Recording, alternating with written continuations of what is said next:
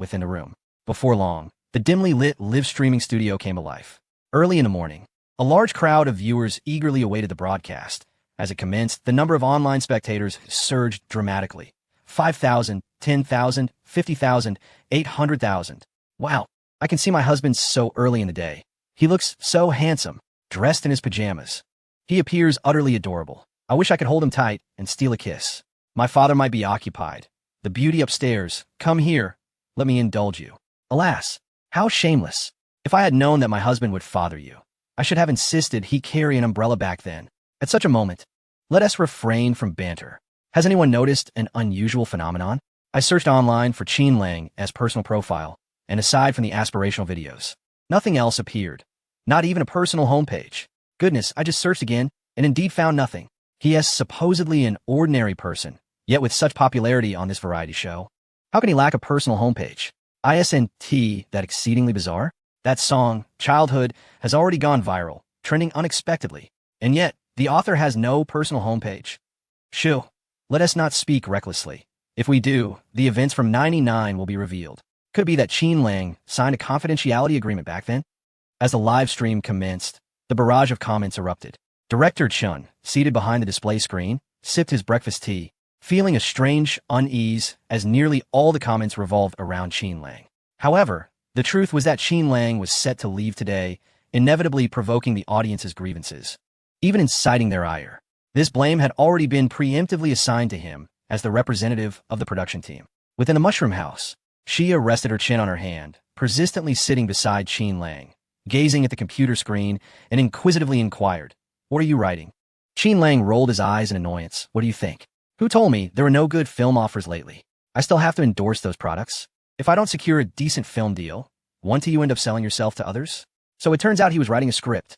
For some reason, despite the scolding, Xia felt a warmth in her heart. Was it because of her complaint last night that Qin Lang started crafting a script early this morning, just to prevent her from accepting that Chanel endorsement? Unexpectedly, in Qin Lang's heart, she held quite a significant position. A romantic idol drama, or a family ethics drama? Xia, like an inquisitive child, continued to press for answers. In today's entertainment industry, these two genres are particularly popular. Xia herself rose to fame through romantic dramas, becoming a legendary diva in Longhua. Qin Lang shook his head. Neither. It's a martial arts drama. Xia kindly reminded Qin Lang, in the current market, the development of martial arts dramas has become quite challenging. Many popular martial arts novels adapted into television series have faced significant failures. Conversely, romance and espionage dramas fare slightly better. At least they maintain a decent reputation and do not collapse entirely. Qin Lang shook his head in response. There's no need for you to worry. It's merely writing a novel. Whether it flops or becomes a sensation, I will definitely produce this show. If you are unwilling to act, I cannot force you, can I? Besides, will it truly go unwatched? What stature does Mr. Gene hold in the realm of martial arts? How many times have several of his novels been adapted in another parallel universe? Each adaptation sparks fervent discussions, especially considering this is a realm where Mr. Gene has never before appeared. Why not perform? If someone is willing to be a benefactor, I would happily accept the remuneration. Who would ever disdain an abundance of wealth? Xia shot Qin Lang a charming glance. Since Qin Lang was funding the production and writing the script himself, he would undoubtedly be attentive to the project. As the lead actress, she would have ample opportunity to spend time with him. It was a situation she eagerly anticipated. Qin Lang paused his typing and turned his head with curiosity. I almost forgot to ask, how much are you earning for your current leading role? Chapter 193. The strategy? It's proven to work. Xia tilted her head, her large eyes filled with confusion. Qin Lang coughed lightly and clarified, I mean your remuneration. Just tell me. Xia chuckled lightly. My little junior is becoming a grand director.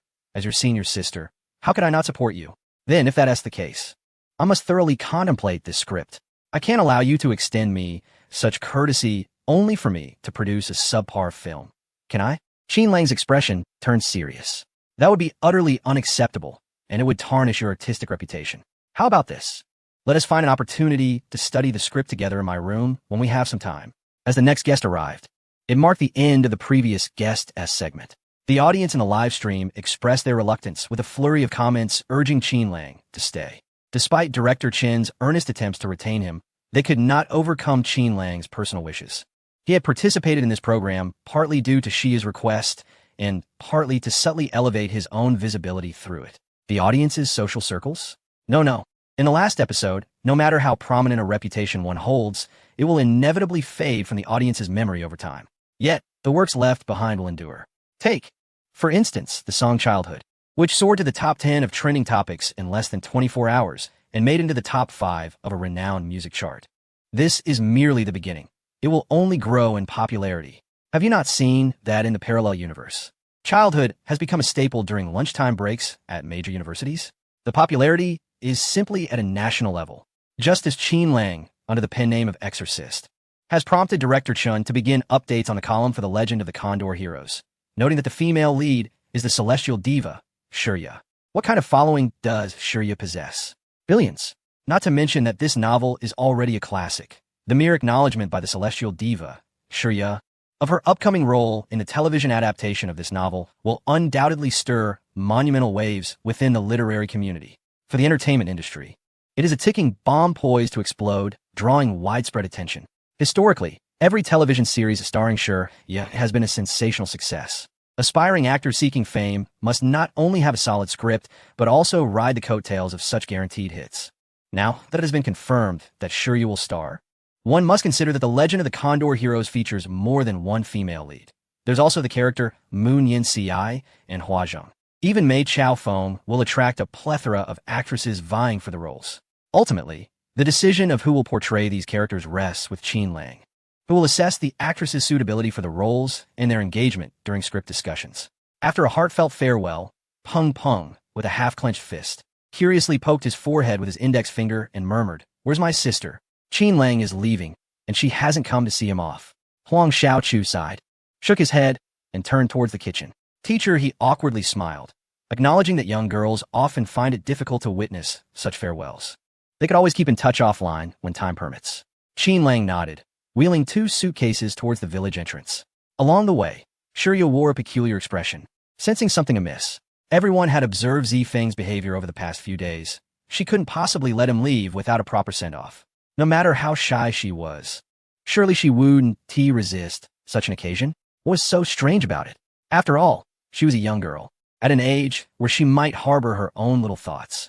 Qin Lang, seemingly unfazed, sighed and spoke heavily. You see, the reason I penned this novel and prompted director Chun to create a special column for it is not solely to enhance my own fame. More importantly, sister, you are an influential superstar in the entertainment industry. Merely appearing in a drama elevates it several notches, transforming it into a topic of national conversation.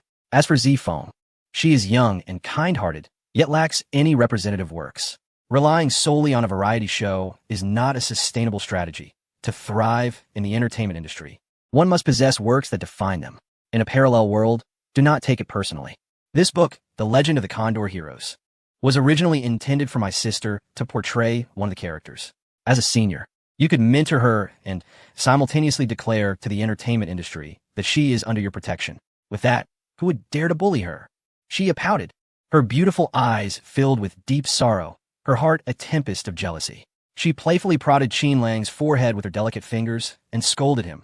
Ah, you thick-browed, big-eyed Qin Lang, I never realized you were such a person. To put it bluntly, you merely wish to leverage my fame to pave the way for Zifeng. Don't you? Isn't that so?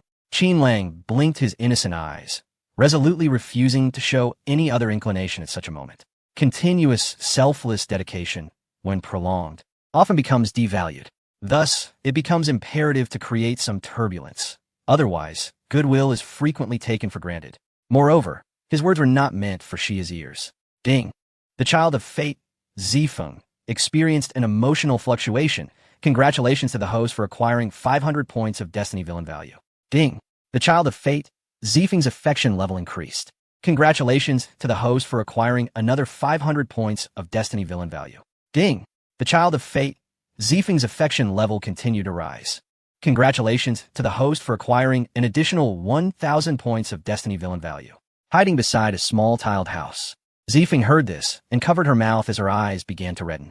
What she had assumed was merely her own assumption. In truth, Qin Lang was not indifferent to her. Rather, he sought to utilize Shia's fame to help her establish a foothold in the entertainment industry. How could this be? Why was he treating her so well? They were on the verge of parting, and she silently watched Qin Lang's departing figure, burying her sincere feelings deep within her heart. Yet, upon accidentally overhearing these words, she could no longer conceal her emotions. However, she dared not rush out. After all, there were outsiders present, including Xia. All she could do was peek her head out and softly call Brother Qin in a voice as delicate as a whisper. "I'll go take a look," Qin Lang said to Xia before heading toward the small tiled house. It was quite strange. New guests had arrived at the mushroom house, and they were girls. Why was he not speaking to them and instead came here? I don't know. Zifeng shook her head in a daze. After hearing the news of your departure, I felt a sense of panic and fear. By the time I regained my composure, I found myself here. She weakly murmured, taking advantage of the absence of others. Without concern for being captured by the cameras, she wrapped her arms around Qin Lang and nestled into his embrace. "Ah, Zifeng, what are you doing? Stop that!" Qin Lang protested while instinctively embracing her slender back. Zifeng's face flushed crimson like a cooked crab, and in that moment, she cast aside all reservations. In embracing Qin Lang, she felt it was all worth it. "Brother Qin, I heard you were writing a novel and plan to adapt it into a television series?" In the embrace of Qin Lang, Zifeng tilted her head back, her large, watery eyes sparkling with a brilliance akin to that of stars. "What is it?" Qin Lang pondered, feigning ignorance while secretly understanding. Anxiously, Zifeng inquired, "Then, Brother Qin, why do you choose to write novels? Logically, you shouldn't be lacking in money." She eagerly awaited his response. However, Qin Lang sighed to himself. "Isn't it related to my senior sister? You know the esteemed position Shurya holds in the entertainment industry and the number of fans she has. A superstar of her caliber is elevated so high that a single misstep could cause a great upheaval. It has been quite some time since Shurya has had any new dramas or films released. Otherwise, you wouldn't see her guesting on this variety show. You may not realize, but Shurya nearly accepted an advertisement for Chanel lingerie just to maintain her fame. I certainly do not wish for her figure to be scrutinized by so many viewers. Even though writing novels is arduous and often leaves me pulling my hair out, I must undertake this task for Shurya." As he spoke, Qin Lang tugged at his hair to emphasize the torment of his creative process. Zifeng's face reflected concern, instinctively overlooking the earlier part of his words. "For Shurya? Surely, that cannot be the case." She recalled their previous conversation, convinced that Qin Lang was merely too shy to express that it was for her sake. Much like herself, who often undertook countless quiet deeds for others, only to feel too bashful to voice her intentions in their presence. She understood that sentiment well. It's all right, though good scripts are scarce in the entertainment industry. They do exist. Otherwise, Shurya wouldn't have achieved her current status. "Brother Qin, you need not exert yourself so."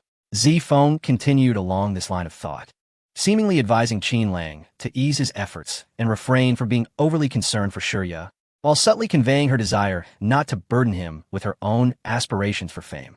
How could Qin Lang not grasp this subtlety? Yet, unbeknownst to him, someone had been eavesdropping. He resolutely shook his head. That is not permissible. The entertainment industry is a vast cesspool. Who knows the ulterior motives of directors holding good scripts? Shurya is exceptionally beautiful, a true star, and her fame adds to her allure, given that she has not had any noteworthy works in recent years. What if those directors leverage this against her? I would not want Shurya to compromise her own wishes for a mediocre script. I can endure hardship and fatigue as long as I can be of assistance. Zifeng continued to persuade, while Qin Lang remained steadfast, one speaking of his own plight and the other of Shurya's. A seemingly unrelated conversation was inexplicably intertwined. Zifeng's understanding was always remarkable. As Qin Lang sighed, he simultaneously checked the system's notification. Ding!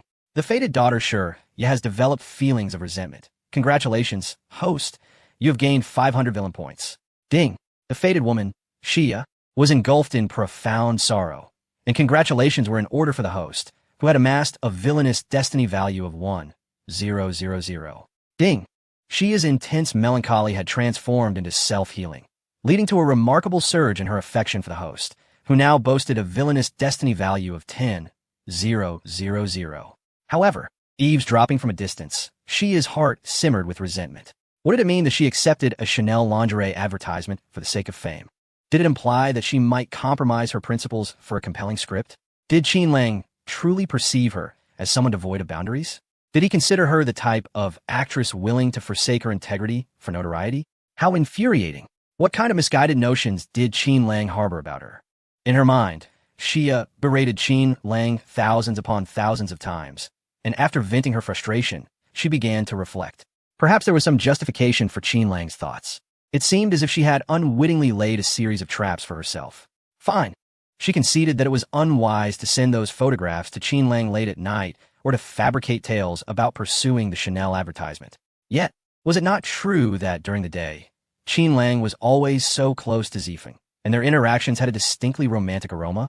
As a young woman, how could she remain oblivious to the looming threat? As a senior who harbored feelings for Qin Lang, what harm was there in sharing a few artistic selfies showcasing her figure? Hypocritical fool. Xia clenched her small fists, gritting her teeth in frustration. While Qin Lang claimed that writing novels and filming dramas was for Zifeng, the reality was likely rooted in his fear that she would accept the Chanel advertisement or be coerced by unscrupulous directors for a better script.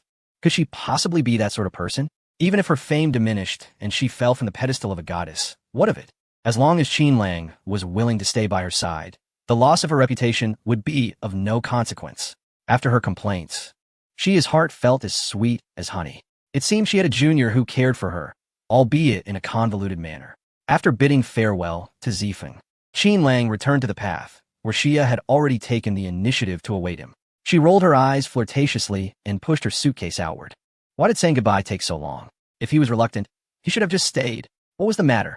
Why did it feel like in such a short span? She must have offended him somehow. Qin Lang scratched the back of his head, puzzled. Xia huffed, her voice gradually fading. You have offended me. Who told you to fabricate tales about my character? Those photos were meant solely for your eyes.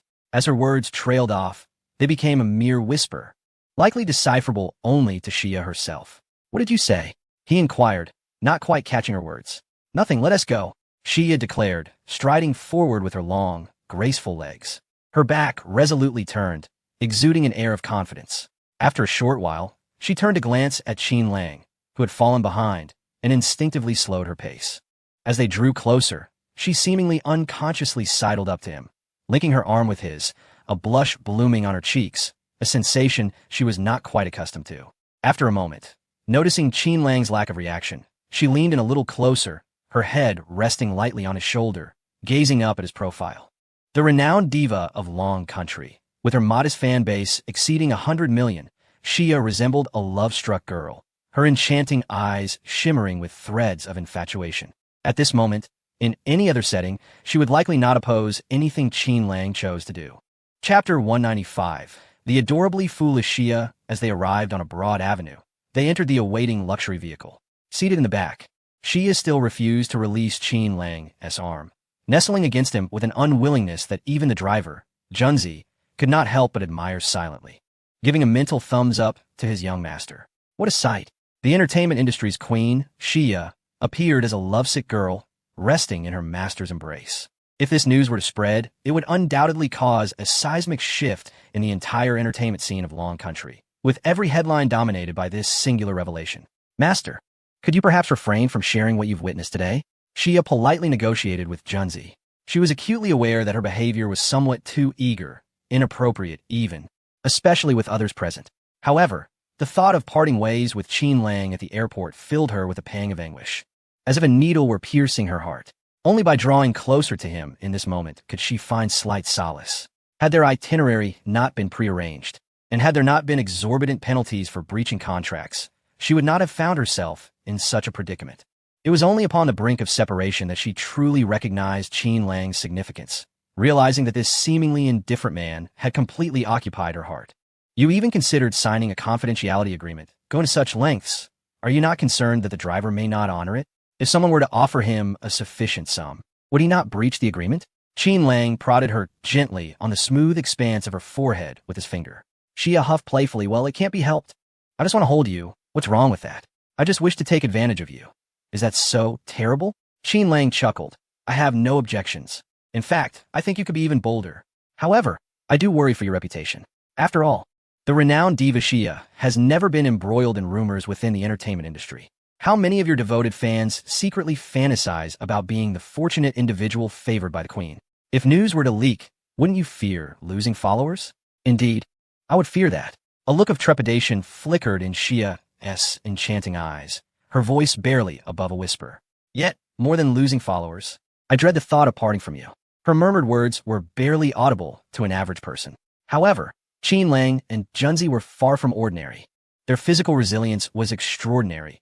It wouldn't be an exaggeration to say that even Junzi was nearing 100 now. Upon hearing Xia's whispers, Qin Lang felt a tingling sensation coursing through his bones. Truly, what an exceptional young master he was. This maneuver was simply astonishing. They had known each other for less than a month and had barely spent a handful of days together. Yet, at the time of their parting, even someone of Xia's stature was willing to risk exposure and incur significant cost to sign a confidentiality agreement with a stranger. All just to snuggle with the young master in the car for a brief moment? It was utterly outrageous. Junzi once believed he had mastered the young master's true teachings, but now it seemed he had barely scratched the surface. If the young master were to teach a course in marine studies at Ocean University, Junzi would be the first to enroll, even if it meant bankrupting himself, attending on his knees. All right, raise the partition. Are you still addicted to eavesdropping? Qin Lang rolled his eyes at Junzi in the front seat. Junzi awkwardly scratched the back of his head and pressed a button, with a series of creaks. A dark partition swiftly ascended, completely isolating the front from the back. Xia gazed in astonishment at this peculiar scene. Qin Lang pinched her smooth cheek, stating, "This is my bodyguard. There is no need for a confidentiality agreement, nor do we need to worry about information leaking. I told you, if you want to seize the moment, you may be a bit bolder. Do not hesitate, do not fear." "Seize what, you rascal?" Xia exclaimed, suddenly pouncing on Qin Lang, playfully scratching him like a frenzied little wildcat, almost tearing open the white shirt beneath his suit. After a while, Xia finally paused, panting, and supported herself on the cushion, locking eyes with Qin Lang. They were so close that she could feel his breath and discern the fine pores on his face, along with the profound depths of his gaze. The rhythm of their breathing became erratic and disordered. Xia suddenly sensed the absurdity of her present situation. Truly, she had never anticipated that her relationship with a boy would develop so rapidly, evolving into what it was now. Despite her presence in the entertainment world, always wearing a smile, she had constructed a fortress within herself, safeguarding her vulnerabilities from the outside world. Even during her first reunion with Qin Lang in Tianhai City, she had never let down her walls. Unbeknownst to anyone, at some indeterminate moment, perhaps influenced by some undisclosed events, a formidable barrier was breached as Qin Lang installed a theft-proof door, with the key graciously handed over by his beloved Xia. As they approached the airport, Qin Lang, leaning against the seat, attempted to rise. However, Xia summoned an unexpected strength, forcefully pressing him back down. Qin Lang's pupils dilated as he swallowed hard, stammering, "What are you doing? Surely, you cannot be intending to kiss me?" Upon hearing this, Xia's heart ignited with a mix of indignation and fervor. What did he mean by that? Was he forbidding her from kissing him? Did he find her unworthy? Defiantly, she leaned down and sealed his lips with her own, clumsily exploring, venting her pent-up emotions. To her astonishment, she discovered that kissing Qin Lang alleviated the sharp, stabbing pain in her heart. Thus, she closed her enchanting eyes, becoming even more reckless in her endeavor. Qin Lang found one hand resting on her fitted skirt while the other cradled her head. Instruction? Only a fool would dare to teach someone how to kiss at such a moment. That would only serve to highlight his own expertise in this domain. Instead of teaching, he reciprocated with an urgency that rivaled her own. After a considerable duration, Xia bit down forcefully just above Qin Lang's collar, leaving a vivid mark, before contentedly nestling into his embrace, her voice taking on a playful tone as she murmured, "I've left you a mark to prevent any indiscretions. Should another girl see it, she will know you already have a girlfriend." Chapter 196. The journey home in the airport terminal. Qin Lang and the fully equipped Xia reluctantly parted ways. Once back in his car, he rolled down the window, lit a cigarette, and inhaled deeply, exhaling swirling smoke into the air while rubbing the mark on his neck, hastening the flow of his blood. It would soon fade away on its own. Junzi drove the luxury car slowly, and with Xia no longer by his side, the tension that had previously enveloped him dissipated. He raised a thumb in admiration, exclaiming, "Young master, you truly are remarkable. Xia is a goddess. Who does not know the illustrious name of Miss Xia across the Dragon Kingdom? Even the titans of the entertainment industry and the financial elite strive for a chance to encounter her. Yet, despite the relentless advances of those suitors, they gained nothing. While you, young master, have enchanted Miss Xia in just a handful of meetings." When we departed, the sorrowful look on her face suggested that it was not merely a fleeting connection. She would have willingly compensated any breach of contract to remain with you. Qin Lang exhaled smoke and rolled his eyes. What do you mean by that? Are you accusing me of being a scoundrel? Junzi quickly shook his head. Not at all. Unbeknownst to others, does not the young master possess awareness of the situation? Miss Xia, navigating the tumultuous waters of the entertainment industry, leads a burdensome life, surrounded by those blinded by greed and superficiality. Her earlier years were shrouded in obscurity, devoid of any aspirations. Young master, what you deem as trifling is merely your provision of a sanctuary for Miss Xia, a haven free from deceit, warm and comforting. Alas, while I encouraged you to immerse yourself in literature and expand your knowledge, it seems you have only mastered the art of flattery. Qin Lang let out a cold snort, advising you to exercise caution and refrain from indulging in frivolous thoughts. After flicking the burning cigarette into the ashtray, he paused momentarily before inquiring about Zhou Hao's situation. In the realm of entertainment, Zhou Hao, a prodigy of fortune, possesses insufficient strength and is, to Qin Lang, merely an inconsequential figure, hardly deserving of constant concern. Reflecting on prior directives, it was imperative to ascertain the developments. Zhou Hao, is he not the one who writes scripts? The image of Zhou Hao immediately sprang to the young master's mind, and he swallowed hard, lamenting the boy's misfortune. After rejecting my offer to purchase his script outright, he sought to negotiate with another publishing house. Unfortunately, the owner of that establishment had an aversion to women, favoring delicate young men like Zhou Hao. During a meeting, he tampered with the drinking water. Subsequently, while monitoring Zhou Hao, our people discovered that he would weep loudly each time he relieved himself. Listening to the young master's account, particularly the poignant pause at the end, Qin Lang grasped the underlying bitterness, despite its superficiality. The arrangement made with Lao Huang and others was merely to suppress Zhou Hao, preventing his script from selling without taking it further. The current predicament, though unexpected, was not entirely out of the realm of possibility. There was naught to be done. Zifeng and Xia were both divinely favored. Furthermore, The Legend of the Condor Heroes and Childhood were both works destined for the silver screen in later stages of the original narratives. Now, they lay firmly within his grasp. Zhou Hao's fortune waning, leading to his deteriorating luck, was not without reason. As the vehicle cruised along the road, the young master, filled with sympathy, continued detailing Zhou Hao's recent tribulations, whether stepping in dog feces or having sparrows defecate upon his head as he passed by. The misfortunes seemed endless and were too numerous to succinctly articulate. To speak only of the script sales, Zhou Hao had encountered misfortune more than once. Rejected by publishers time and again was one thing. Finally, when a party showed interest in his script, it was not for his pristine visage, but rather for his physical form, leading him into a treacherous pit of labor, where he toiled day and night in a mine. Truly a tragic plight. Meanwhile, at a high-end golf course in the city, several elegantly dressed socialites gathered outside the helipad, exchanging opinions on the black private jet that had just landed. It is often said, the poor indulge in cars, while the wealthy adorn themselves with watches. Today, I have truly witnessed something astonishing. There are indeed individuals who can directly pilot an aircraft. Whose luxury vehicle could this possibly be? How have I never encountered such a sight before? I would love for the owner to teach me how to play golf, with his hand guiding mine from behind. I could place it wherever I wished. As long as he was willing, anything would suffice. Among familiar faces in this circle, the socialites are devoid of any outsiders, their expressions brimming with envy and anticipation. Why do they linger? Are they not merely hoping to meet the owner of this private jet upon his return? Perhaps they wish for the chance to soar through the skies, or if fortune permits, to experience a thrilling flight. What are you all doing? Instead of playing on the golf course, you have gathered here to gawk. Would anyone care to join me for a round of golf? Qin Lang approached from behind, playfully gazing at the flock of socialites. The elevated terrain offers a splendid view. After all, enjoying the scenery is delightful. As for golf, we've played for quite a while already, and I find myself a bit fatigued.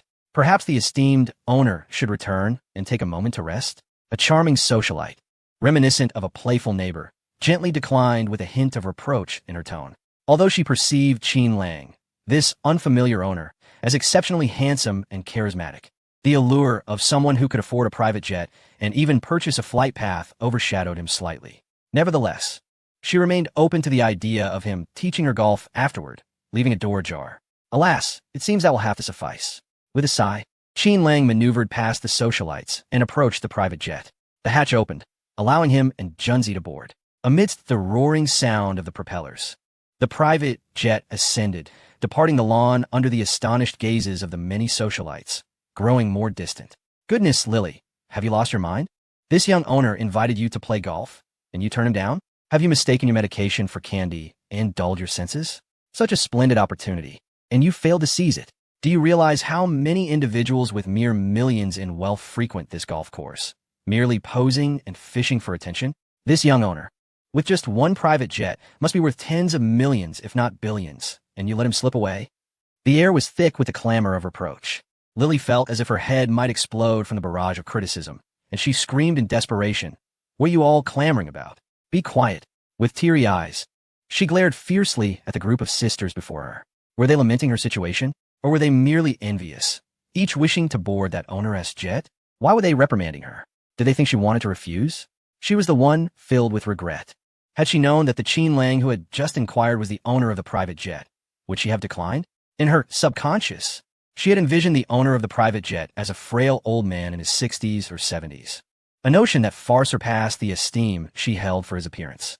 To her astonishment, the owner was not only youthful, but strikingly handsome.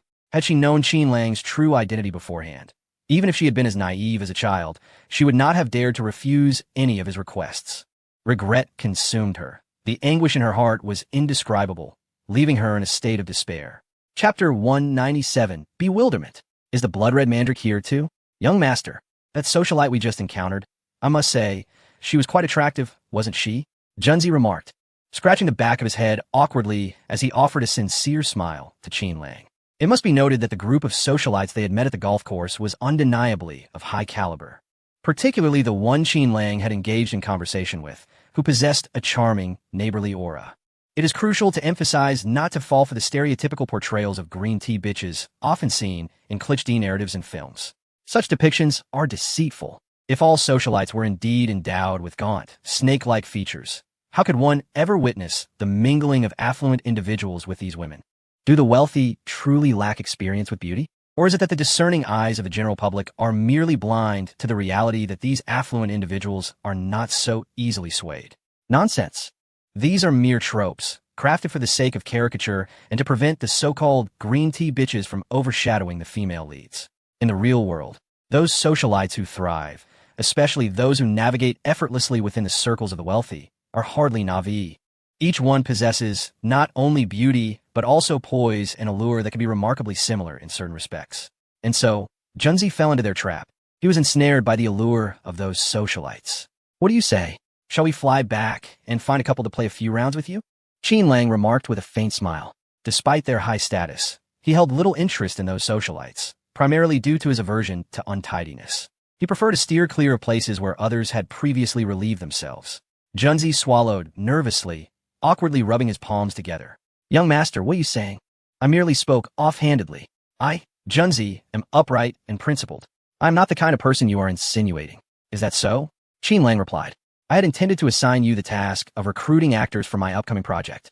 Since you have expressed your thoughts so clearly, I shall consider Huang and his crew instead.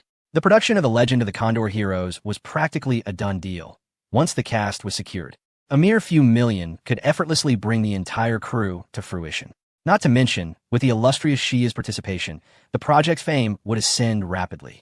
Even if one were to rely solely on financial resources, saturating advertisements across trains and subway stations would undoubtedly generate considerable buzz. Are actors in short supply? Once the news breaks, there will be no shortage of aspiring actors eager to present themselves. The selection process would be a feast for the eyes. As for who would be chosen, that would ultimately depend on their individual talents. In this context, there exists a mutual understanding for personal gain, which cannot be deemed a conspiracy, as it is merely a blatant reality.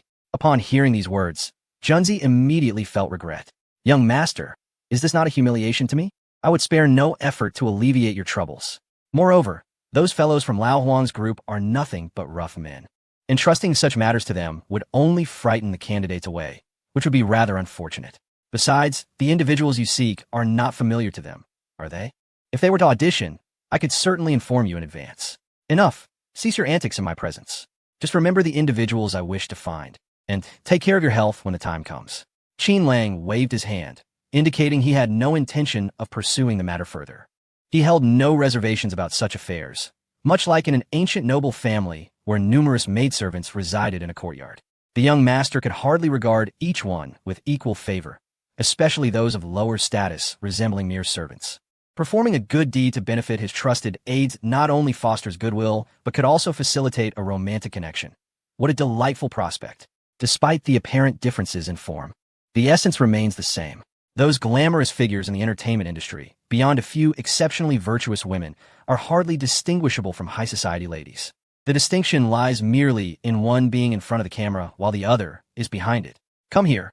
Do not linger in front as if no one is aware, Qin Lang remarked casually, leaving Junzi somewhat bewildered.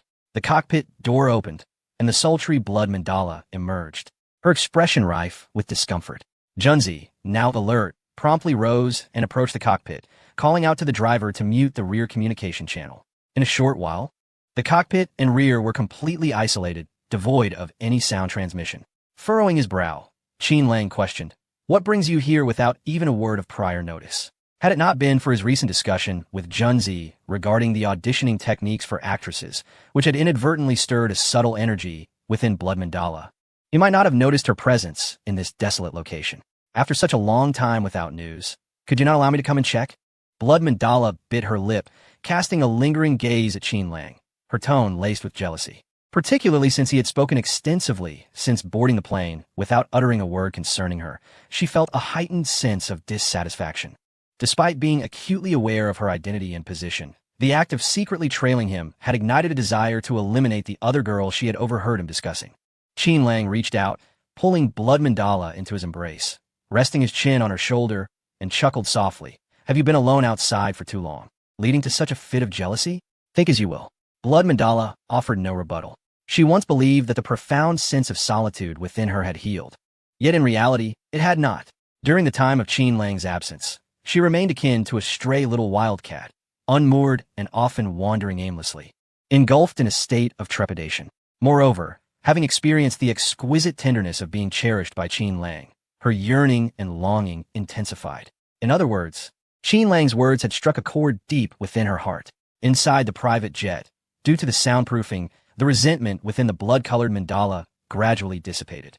She nestled against Qin Lang, saying nothing, occasionally glancing up at him. Even in silence, the unspoken sentiments were remarkably clear, as if silently inquiring, "Are you capable?" Her expectant demeanor suggested a readiness to surrender and indulge. "Ah, the gyroscope." Qin Lang let out a long sigh, gently patting the silky strands of blood-colored mandala's hair, remarking, "They say a person has 206 bones, but upon meeting you, I feel as though I possess 207. Chapter 198. Chu Mingyao's uncharacteristic behavior is often said that prolonged illness breeds wisdom, a notion Qin Lang has never fully embraced. However now, with the evidence laid bare before him, one cannot dismiss the wisdom of the ancients. Miss Blood-Colored Mandala, who had long suffered from physical ailments, had become adept at the art of healing through her lengthy self-reflection. Despite her busy schedule and constant astonishment, she remained steadfast in caring for Qin Lang's health. After a significant passage of time, Qin Lang's skeletal count finally returned to that of a normal individual. "You've endured much, but what could be done? After all, we are on a plane, and other actions are rather inconvenient. It must be bothersome, right?" Qin Lang chuckled ruefully, patting blood-colored Mandala's head. She glanced around, searching for something elusive, but finding nothing, she sighed inwardly, swallowed her frustration, and rolled her eyes, retorting, "So you think this is no longer bothersome?" Though she harbored complaints, there was an undeniable flicker of joy within her heart. At least in Qin Lang's eyes, she was regarded as a woman, and even amidst the separation of cabins, he was reluctant to let her act inappropriately in such a setting. In this situation, Qin Lang would certainly refrain from engaging in any debate with blood-colored Mandala. Firstly, he lacked confidence. Secondly, even if he won, there would be no gain. From the hospital to the mushroom house, more than half a month had elapsed. During this time, he had adhered to a vegetarian diet, and upon encountering blood-colored Mandala, who had willingly walked into his trap, he naturally felt a bit more aggressive. With a twinge of empathy, he reached out to wipe the redness from her eyes and shifted the topic, asking, "What is the situation in the Magic City? I promised you that both Chen Pingyan and his master have now been reduced to ashes. What about your side?" Blood-colored Mandala bit her slightly reddened lip. Her expression filled with indignation. That fellow had offended many people outside, It would not be an exaggeration to say he had enemies everywhere, and he was surrounded by a multitude of security personnel, many of whom were formidable experts. Even I, should I wish to assassinate, would find it challenging to locate a suitable opportunity in a short span of time. In the past, the blood-red mandala was perpetually preoccupied with seizing the moment, always preparing for the act of assassination, often trailing the target for weeks, meticulously planning. But now, she could hardly immerse herself in the task. Her mind frequently wandered, distracted by sudden flashes of imagery. A lack of focus and impulsive action are the gravest sins for an assassin. I ask you earnestly once more, do you genuinely wish to kill him, or have you not truly steeled yourself for such a deed? Merely boasting in the heat of the moment? Qin Lang pinched the cheek of the blood-red mandala. She scoffed, declaring that she would relish tearing him to pieces. How could she not be prepared? Born without nurturing, there is no debt of gratitude. Moreover, it was his greed and selfishness that led to her mother's brutal murder. Such a person is nothing but filth. Had I but the opportunity, I would employ every means at my disposal to make him experience true agony. I assist you, Qin Lang said with a warm smile, urging her not to hastily decline. Today is different from the past, and your enemy is naturally my enemy as well. Given the blood-red mandala's nature, she typically refrained from involving others in her affairs. But now, is Qin Lang not one of her own? After pondering for a long while, she averted her gaze from Qin Lang, lowering her head, and murmured, I shall also assist you. In the evening, in the villa district of Tianhai City, the living room, Qin Lang reclined on the sofa, his leg crossed over the other, taking a deep breath. It must be said that ever since his arrival in this villa, he had grown accustomed to it, and it had begun to feel like home. As he sipped tea, Chu Mengyao, adorned in the attire of a dancer from the western regions, was enveloped in a layer of purple gauze, exuding an exotic charm. As she approached with the tea set, the bells at her waist chimed melodiously with each graceful step. Although Qin Lang had been away, he maintained contact through his phone, particularly with Chu Mengyao. Whenever Su Xiao was too occupied at the orphanage, he would have Chu Mengyao manage the household affairs. The presence of others was inconsequential. Tasks still needed to be accomplished, and each day's attire was meticulously chosen by him. Today, she donned the garb of a dancer from the western regions. Qin Lang extended his hand, drawing Chu Mengyao to sit upon his lap. The silver bells rang out clearly, while she seemed somewhat shy and reluctant, exhibiting a hint of resistance. Qin Lang chuckled softly, asking, what is this? After not seeing each other for some time, has our hard-earned rapport simply vanished? Chu Mengyao, feigning ignorance, stammered, what do you mean? What rapport? Qin Lang gestured toward the cups on a coffee table. What else could it mean? The tea has been served. Can't you even feed me? Chu Mengyao stood, presenting the teacup before Qin Lang, remaining silent. Even when he reached out to pull her down beside him, she resisted, clearly unwilling. What is happening here? Even Qin Lang found himself somewhat bewildered by the situation. 3 days without a word? Or perhaps the rabbit spirit had grown accustomed to the attire, desiring to nibble on carrots, even in a new outfit? The household chores were completed, and I had tidied the bedroom for you. Can I return now? Chu Mengyao, standing at a distance from Qin Lang, inquired with a frigid tone. No. Chu Mengyao frowned, questioning why. When you are home, I must adhere to your commands. Yet when you are away, you only summon me for a few tasks, and when you forget, I am left abandoned. What do you take me for? A mere tool for your convenience? Her voice escalated in intensity, tinged with an accusatory edge. Indeed, she sought something from Qin Lang. Yet was his demeanor not overly dismissive of her? When he was present, he would casually toy with her. When absent, he would neglect her entirely, leaving her in a state of longing without any response, as if she had been forsaken. This sensation was unfamiliar to Chu Mengyao, a cruel form of emotional neglect, more tormenting than physical pain. Otherwise, what do you think you are? The young lady of the Chu family? Have you forgotten your own status? Qin Lang retorted with a cold laugh, yet internally, he was struck with realization. No wonder Chu Mengyao was acting so erratic.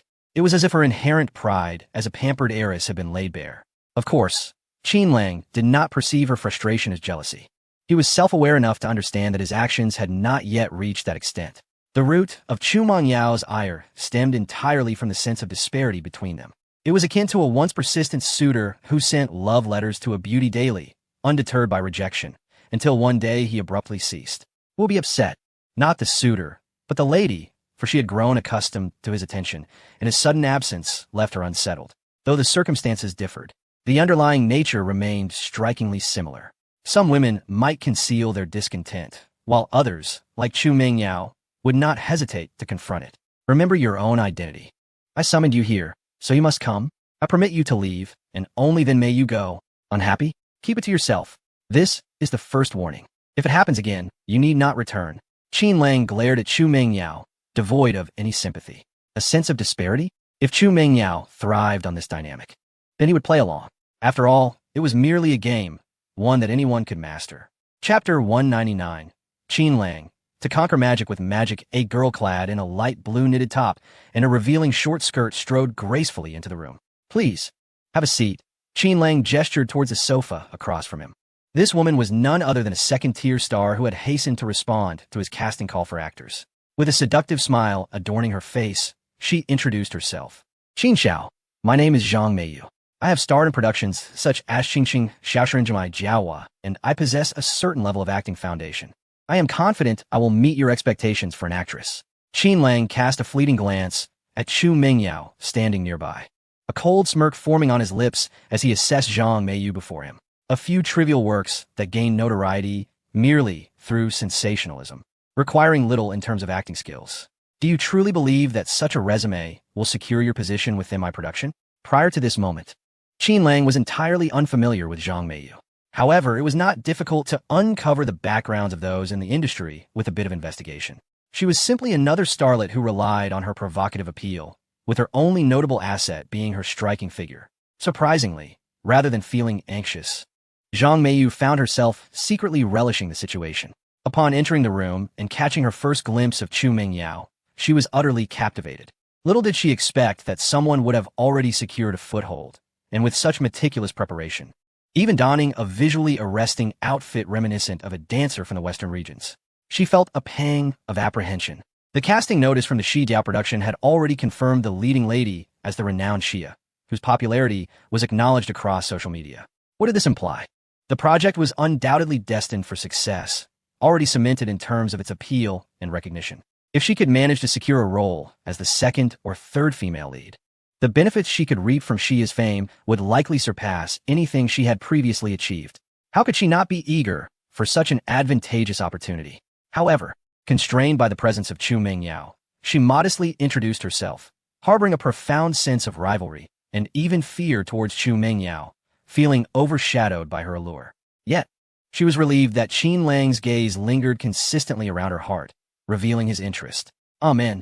Did she lack the insight to perceive such trivial thoughts? In this regard, she was exceptionally astute. With a proud posture that accentuated her figure, she simultaneously feigned a pout, stammering, Qin Xiao. I have always longed to find a script that allows me to showcase my acting prowess, yet opportunities have eluded me. I aspire to fame, to become a star akin to Miss Xia. Under duress, I resorted to those lesser productions. For me, such lowbrow works are not my true ambition. I yearn to star in your script, Qin Xiao. With a fervent display of eloquence, Zhang Meiyu became increasingly animated, rising from the opposing sofa. As she passed by Chu Mingyao, she brusquely nudged her shoulder before seating herself beside Qin Lang.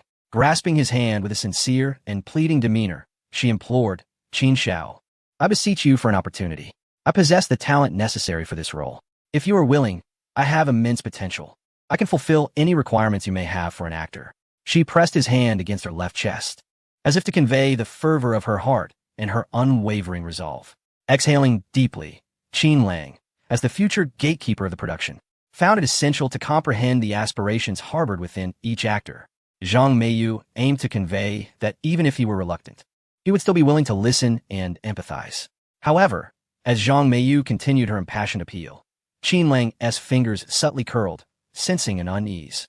Just as he was about to frown, Chu Mingyao, unable to tolerate the scene any longer, interjected, Do you not see that there are others present?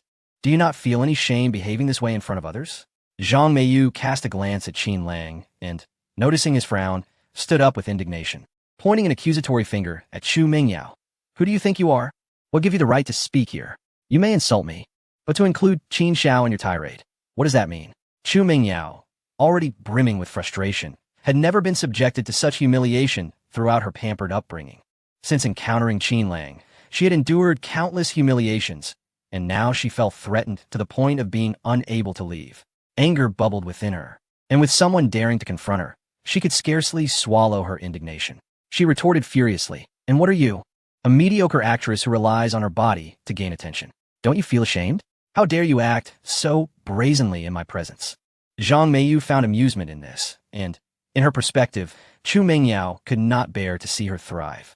Having already entangled herself with Qin Shao, it was evident that jealousy had driven her to madness.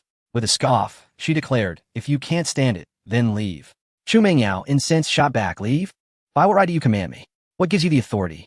Zhang Meiyu returned to the sofa, nestling beside Qin Lang, and pointed at Chu Mingyao with a feigned innocence.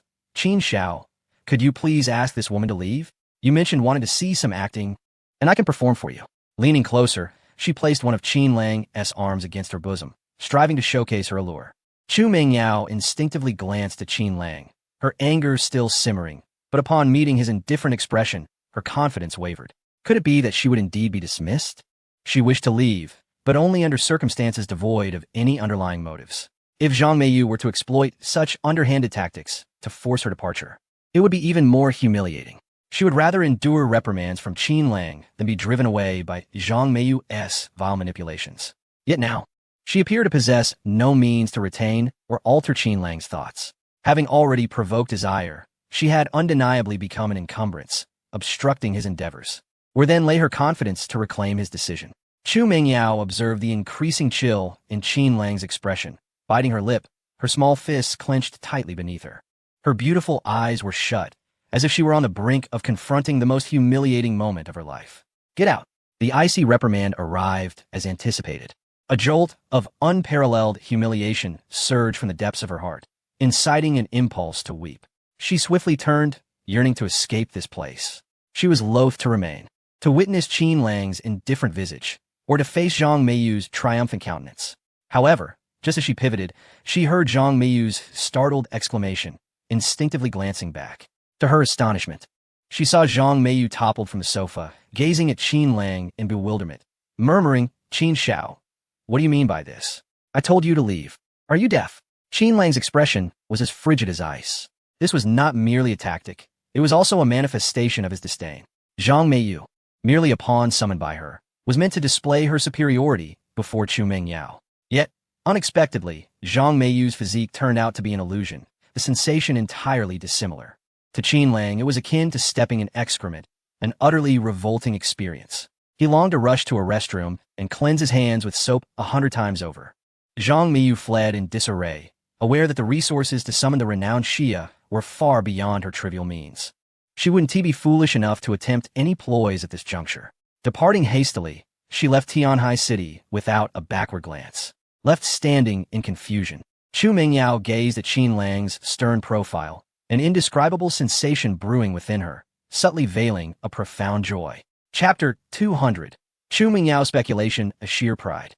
Devoid of any other implications, Chu Mingyao huffed with a sense of pride, momentarily believing that Qin Lang was not entirely worthless. As long as he possessed a modicum of discernment.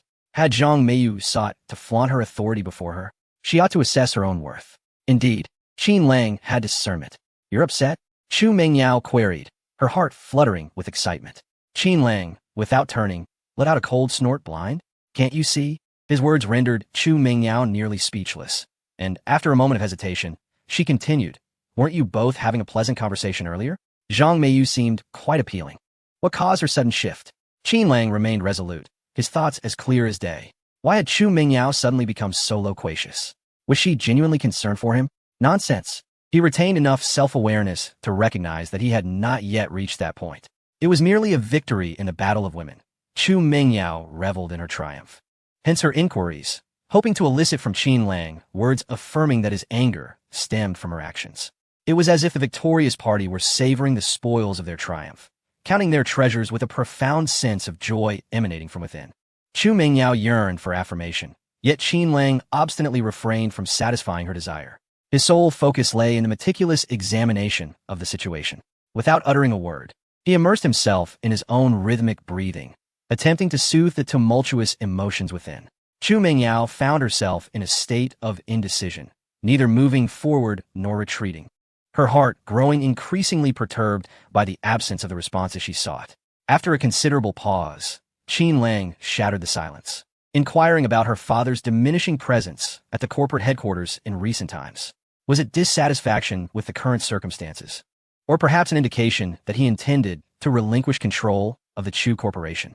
Who was this shameless individual spreading such rumors? A look of melancholy clouded Chu Mingyao's face. How could Qin Lang possibly be aware of her father's movements when he had not even visited the company? It was evidently those board members eagerly currying favor with him. With a stern expression, Qin Lang turned to her, brow furrowed, asserting, "I am asking you a question. I do not wish to hear your grievances." Chu Mingyao let out an exasperated sigh, rolling her eyes. "That is not the case. Those are merely fabrications from those individuals. If my father truly had no interest in the Chu Corporation, do you think I would still be here, obediently following your orders? Were it not for her father, were it not for the fact that the Chu Corporation represented his lifelong dedication, she would never have cast aside her pride, standing before Qin Lang in such a subservient manner, akin to a mere caretaker." Fearing that Qin Lang might develop unfounded suspicions, she earnestly recounted her father's recent activities, which involved a wealthy acquaintance from the metropolis discussing a real estate venture with him.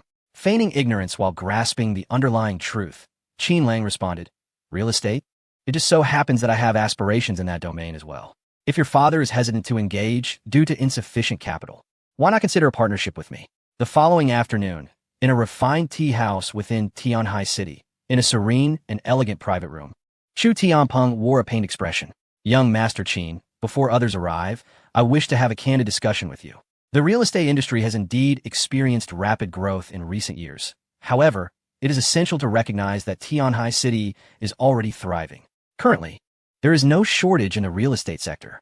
An influx of merchants into the market has resulted in numerous developments underway. Once these constructions are completed, the sheer volume may easily lead to an oversupply situation. While it is unlikely that property prices will plummet dramatically, the potential for appreciation is undoubtedly limited, and whether the properties can be sold remains a significant concern. I share this with you solely to advise against hasty decisions based on hearsay. Wealth does not simply materialize from thin air. Many individuals, blinded by their own presumptions, fall victim to losses due to discrepancies in information. Meanwhile, Chu Mingyao fidgeted with a purple clay teacup, occasionally casting glances toward her father. If it were not for Qin Lang's presence nearby, she would have truly wanted to silence her father. Enough already. Let him be reckless. Since Qin Lang aspires to thrive in real estate, let him do so. When he inevitably encounters a tough challenge and shatters his teeth, it will be his misfortune alone. She could not fathom where her father's benevolence stemmed from. If he were aware of the grievances she had endured with Qin Lang recently, would he still have the inclination to guide him? "Uncle Chu, I shall consider your advice, but there are certain matters in which I possess a degree of confidence," Qin Lang responded with a smile, exuding an air of humility befitting a younger generation. "No witties." "Chu Tianpeng, it's always something with you, Uncle Chu." Chu Mingyao muttered softly, letting out a huff. "Yao Yao." Chu Tianpeng turned around, reprimanding her with mild irritation, then glanced back at Qin Lang, awkwardly stating, "Young Master Qin, I ask that you bear with this child. She's been spoiled since childhood and speaks without restraint." Qin Lang chuckled and shook his head, seemingly unfazed, and then produced a washmarrow pill, a diluted version, handing it to Chu Tianpeng. "Un so Chu, I believe your physical ailment has yet to fully heal, right? I happen to bring this washmarrow pill today. Please take it. This is far too precious." Chu Tianpeng stared at the washmarrow pill in his palm, somewhat dazed. The last time he had consumed one, the effects had been extraordinary. He felt rejuvenated beyond measure. Receiving another one now left him feeling overwhelmed. After all, he lacked the assurance to request a second from Qin Lang. To promote sales, buy one get one free. "Just accept it," Qin Lang remarked, noticing Chu Tianpeng's discomfort, while simultaneously gesturing subtly towards Chu Mingyao. Understanding the cue, Chu Mingyao nodded and said, "Dad, Qin Lang is merely being kind.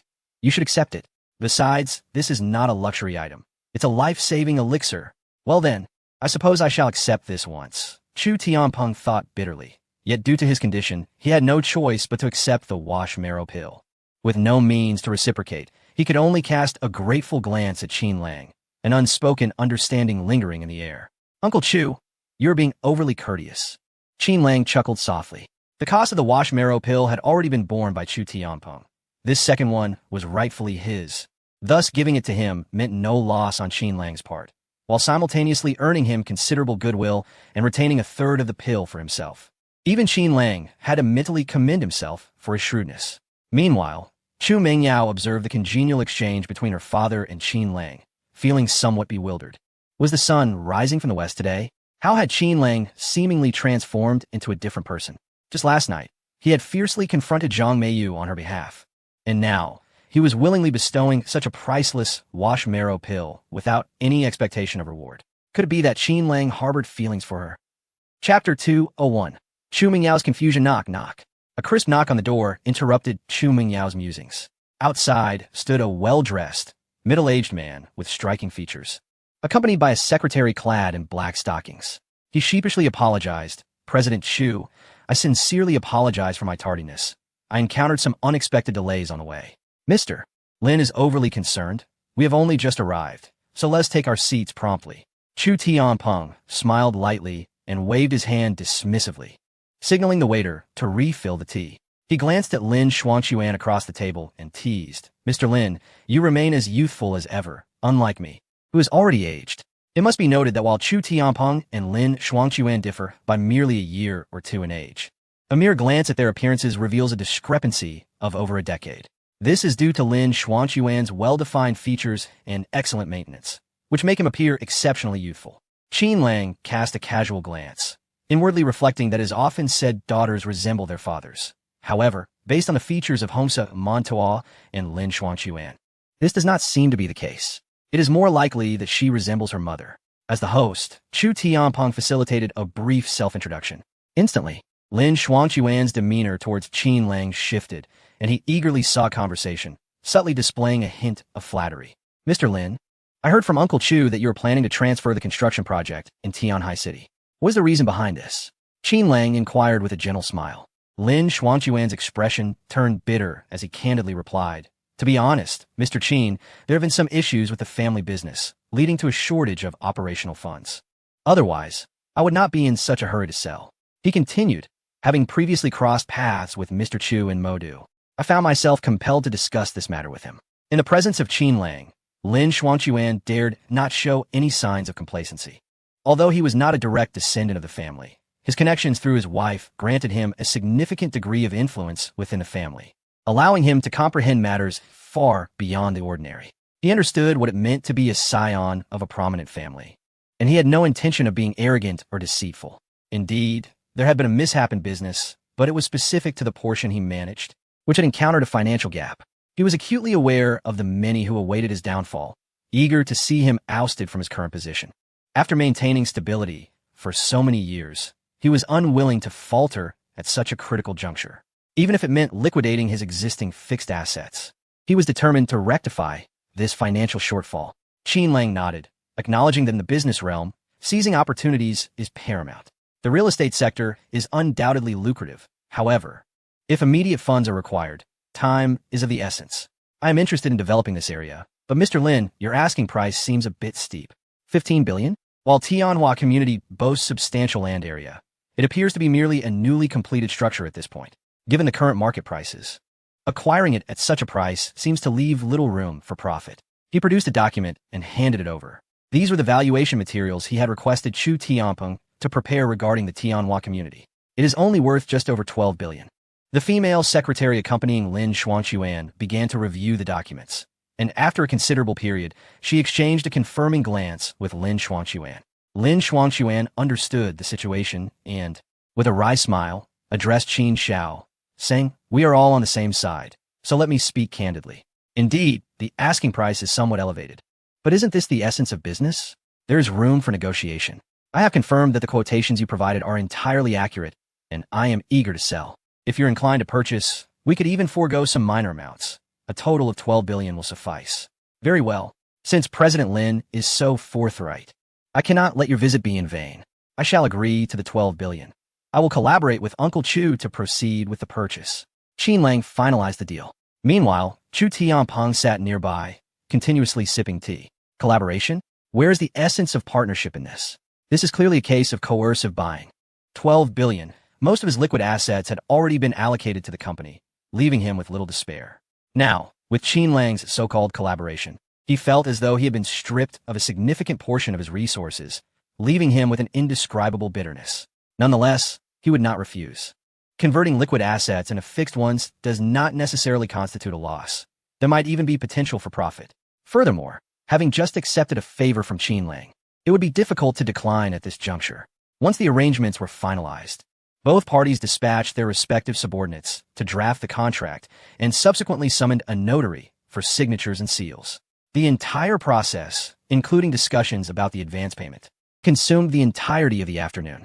A 50% advance, equating to 6 billion, was contributed equally by Qin Lang and Chu Tianpeng, each providing 3 billion. The remaining 6 billion would be settled in installments over the next 6 months. Upon receiving the notification of the fund's arrival, Lin Xuanquan engaged in pleasantries, remarking that Qin Xiao truly deserved his reputation for being straightforward. Such a substantial sum had been credited within half a day. Indeed impressive. After exchanging niceties, he departed with his entourage. Casting a glance at the bustling crowd, Chu Mingyao scoffed, expressing her disdain for Lin Xuanquan. Perhaps due to her previous experiences during the board meeting, she harbored a particular aversion towards such elders, especially Lin Xuanquan, whose demeanor towards her father starkly contrasted with his attitude towards Qin Lang. To put it plainly, it was akin to a dog wagging its tail joyfully when offered a bone, yet strutting arrogantly before others. Yao Yao, Zhu ben at monits, then turned to Qin Lang with a wry smile, stating, Qin Xiao, while this transaction may not be a loss, it is unlikely to yield profits in the near term. The housing market in Tianhai City has stabilized recently. I believe we could afford to hold off on selling at the sales office for a while, waiting for a more favorable market before resuming sales. In matters of business, Chu Tianpeng possessed some insights, preferring to withhold sales rather than hastily lower prices for quick returns. Worst-case scenario, they could hold onto the fixed assets for a time. Sell? Sell houses? Qin Lang chuckled.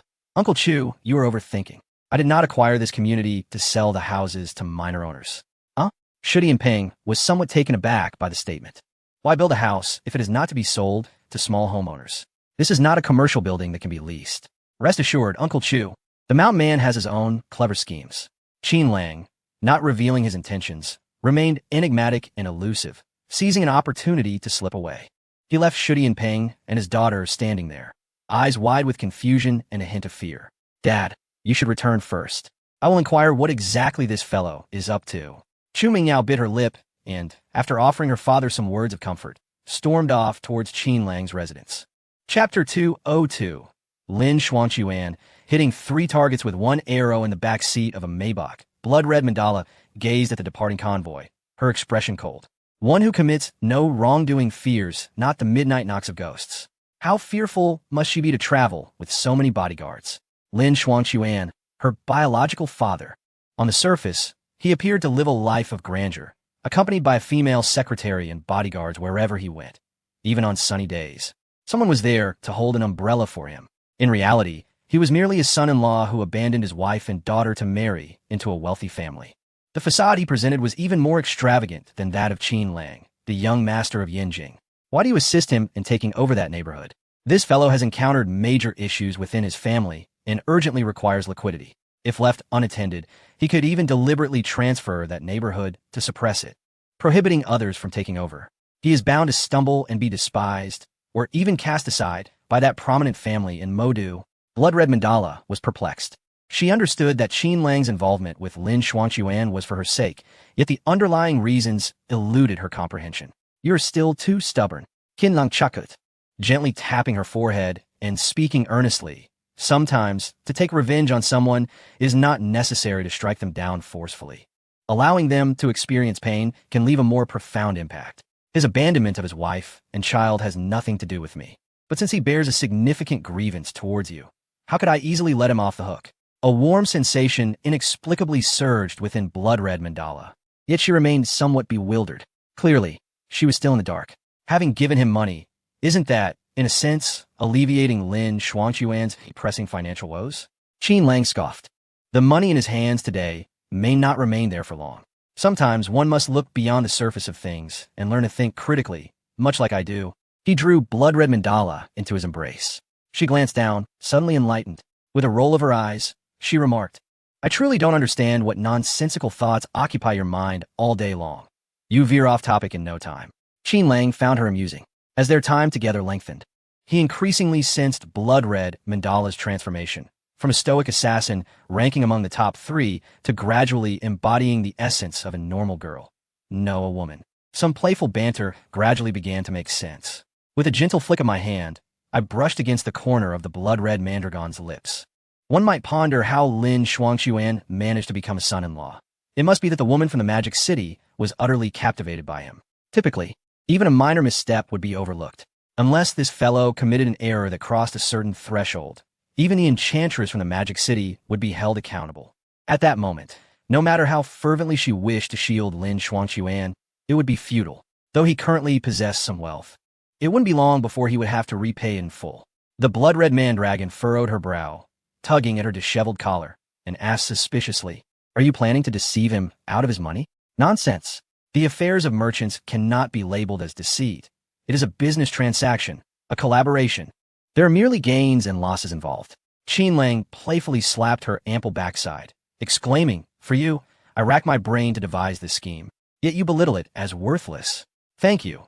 I shall refrain from such remarks henceforth," she replied, her beautiful eyes brimming with tenderness as she withdrew her hand, allowing him to roam freely. "Now that's more like it." Qin Lang's left hand formed a half fist while his right arm encircled her slender waist, feeling a wave of sentiment.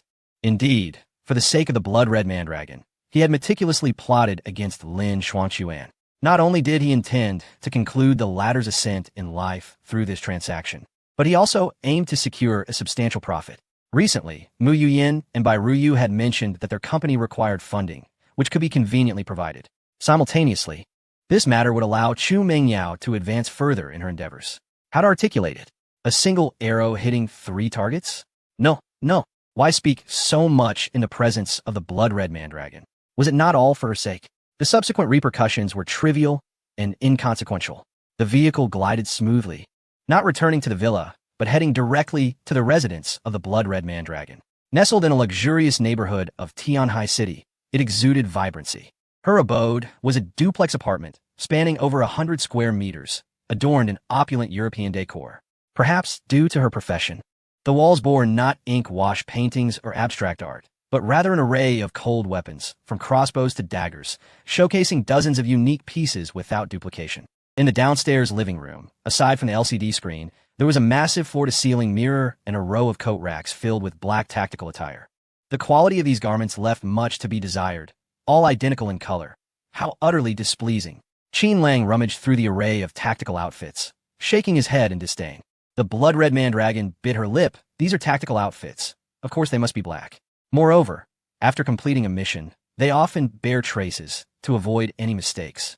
They are discarded after use. To be fair, in matters of finance, the blood-red Mandragon was never lacking. Her tasks abroad always commenced at a minimum of several $100,000, and she never worried about financial constraints. Is this your method of self-examination? After each disguise is complete, do you stand before this mirror to assess yourself?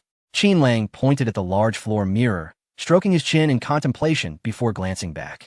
One must ensure absolute perfection. This is an essential step. The scarlet mandala approached, tilting her body slightly to adjust the disheveled hem of her dress. After explaining, she was about to voice a complaint when she was suddenly pushed, both hands pressed against the glass. "What are you doing?" The scarlet mandala turned back, her expression filled with reproach. Upon seeing Qin Lang's nonchalant demeanor, she felt a pang of guilt, biting her lip and contradictorily stating, "Could you step aside? I need to change. Do you consider yourself an outsider?" Qin Long chucklet teasingly, grasping her delicate chin. Chapter 203. Chu Mingyao's Self-Inflicted Misery. Flowers and Water. Moon in the Mirror. The scarlet mandala habitually inspected her appearance before this grand mirror, meticulously surveying every inch of her body for flaws that might betray her identity before embarking on a mission. She could never have imagined that one day she would present herself in such a flawed state before the mirror. She is an assassin, as one of the top 3 on the assassin's list. Her words could instill fear in the hearts of those entrenched in power, leaving them restless at night. Who would have thought she would face such a predicament? Especially before this mirror, which stirred memories too reminiscent of her assassin's past, enveloping her in an aura of chilling menace. An assassin must not be insulted. Qin Lang Mutat. Wearing high heels. Oh. The scarlet mandala obediently responded, bending down to put on the high heels she had momentarily suspended. In the deep of night, a waning moon hung high in the sky. A Maybach slowly came to a halt in front of the villa's courtyard. The hands that had rested at the scarlet mandala's waist were now clasped behind her back, supporting her lower back and enabling her chest to stand straighter.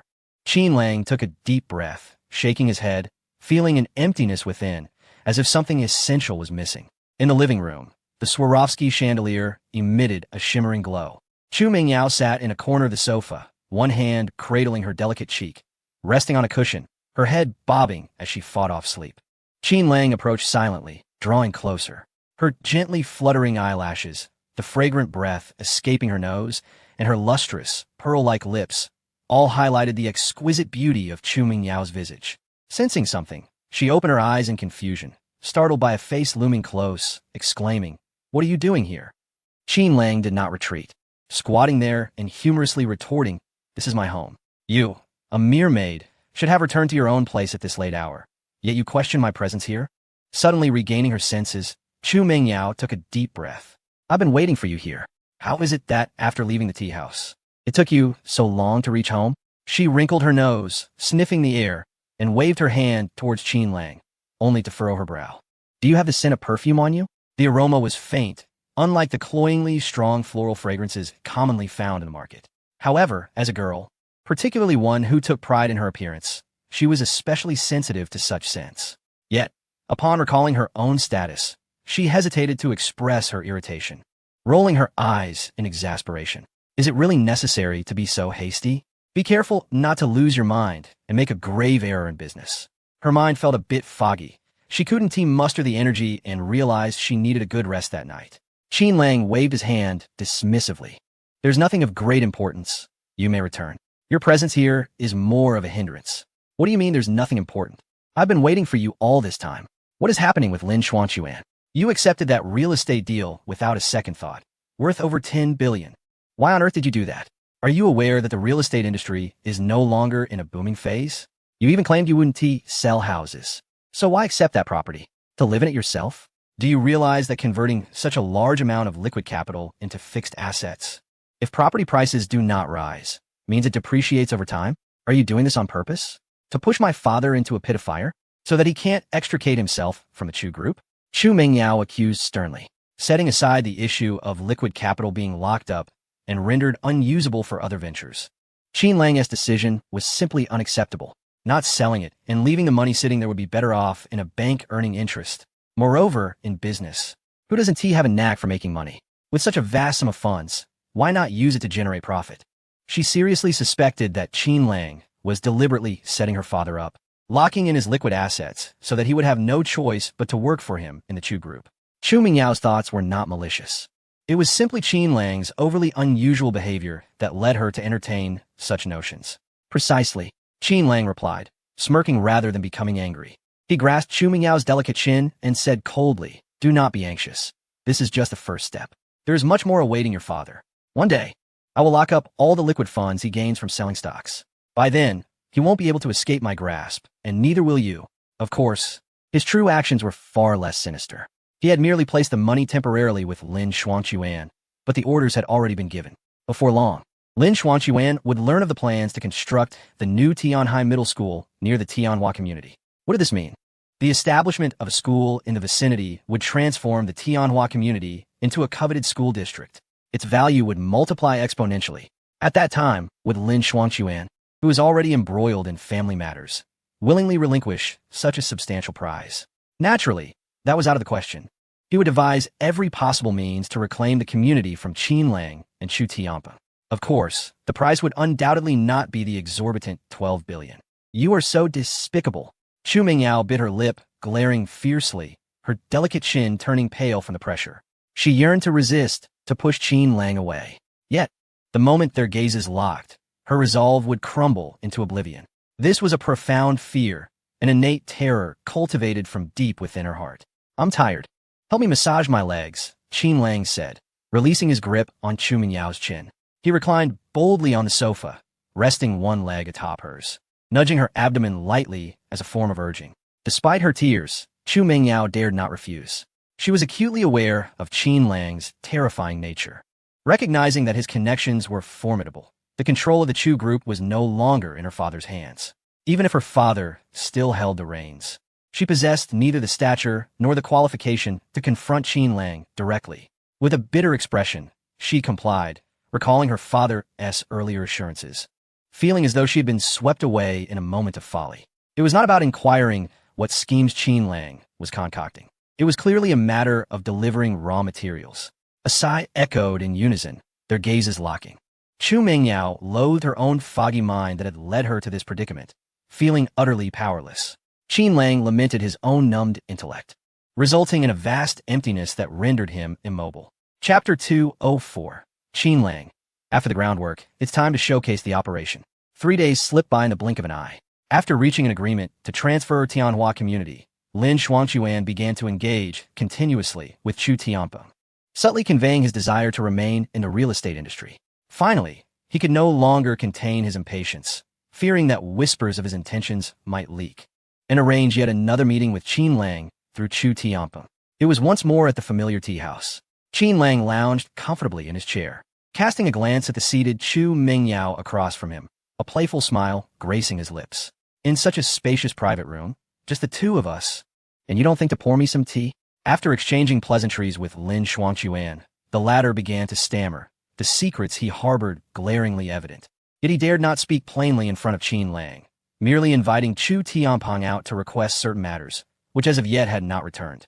In the entire private room, only Qin Lang and Chu Mingyao remained, enveloped in an unusual tranquility. Chu Mingyao felt resentment simmering within her. For the past few days, she had been compelled to stay at the villa, attending to Qin Lang's every need. Having become somewhat acquainted with the role of a caretaker, she believed she was beginning to adapt.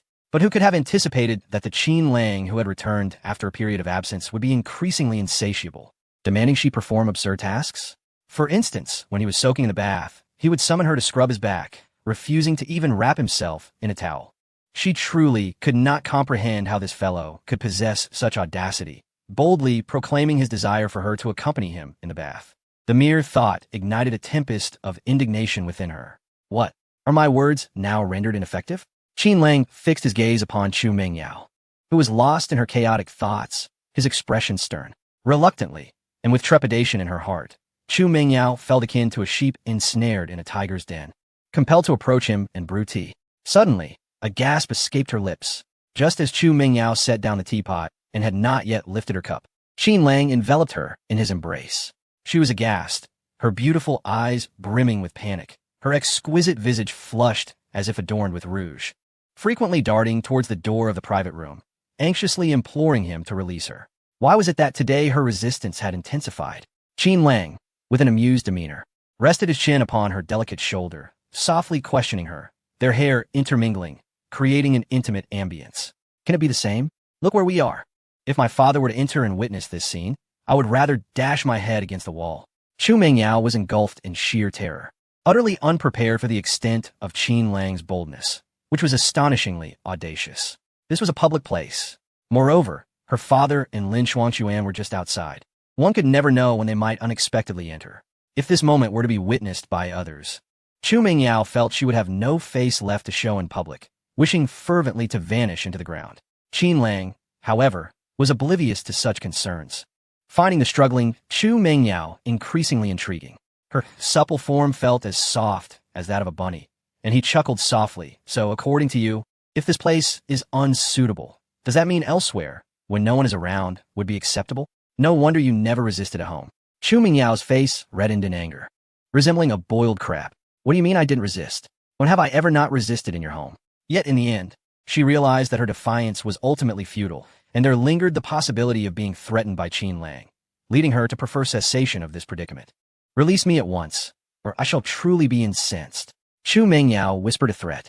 Qin Lang shrugged, his hands forming an iron grip around her, creating an unyielding enclosure with no hope of escape. The implication was unmistakable. Oh, you're angry? Go ahead and be angry. I'm curious to see how you might retaliate. You, Chu Mingyao, exasperated, pouted her luscious lips, attempting to bite Qin Lang's shoulder. Though swift, her speed could not compare to Qin Lang's physical prowess. Her movements appeared to unfold in slow motion. By the time she leaned in, Qin Lang had already tilted his head, anticipating her approach. Their lips met. With a smile dancing in his eyes, Qin Lang gazed playfully at the proximity of Chu Mingyao, unwilling to remain passive. Was he to be subjected to a forceful kiss? Was this his customary approach? Without any hesitation, the counterattack began, a whirlwind of entanglement, with the sound of a kiss. Chu Mingyao's mind went blank. As if everything had been emptied, she stared wide-eyed, lost in a daze. Her first kiss had long been taken by this detestable fellow before her.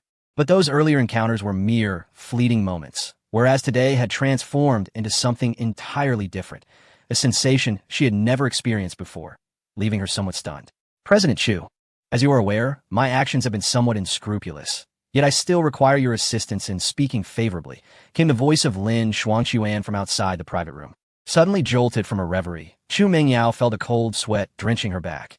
Instinctively, she sought to break free. However, Qin Lang's hands remained firmly clasped, like iron claws, refusing to loosen their grip. As footsteps approached, Chu Mingyao felt as if struck by lightning.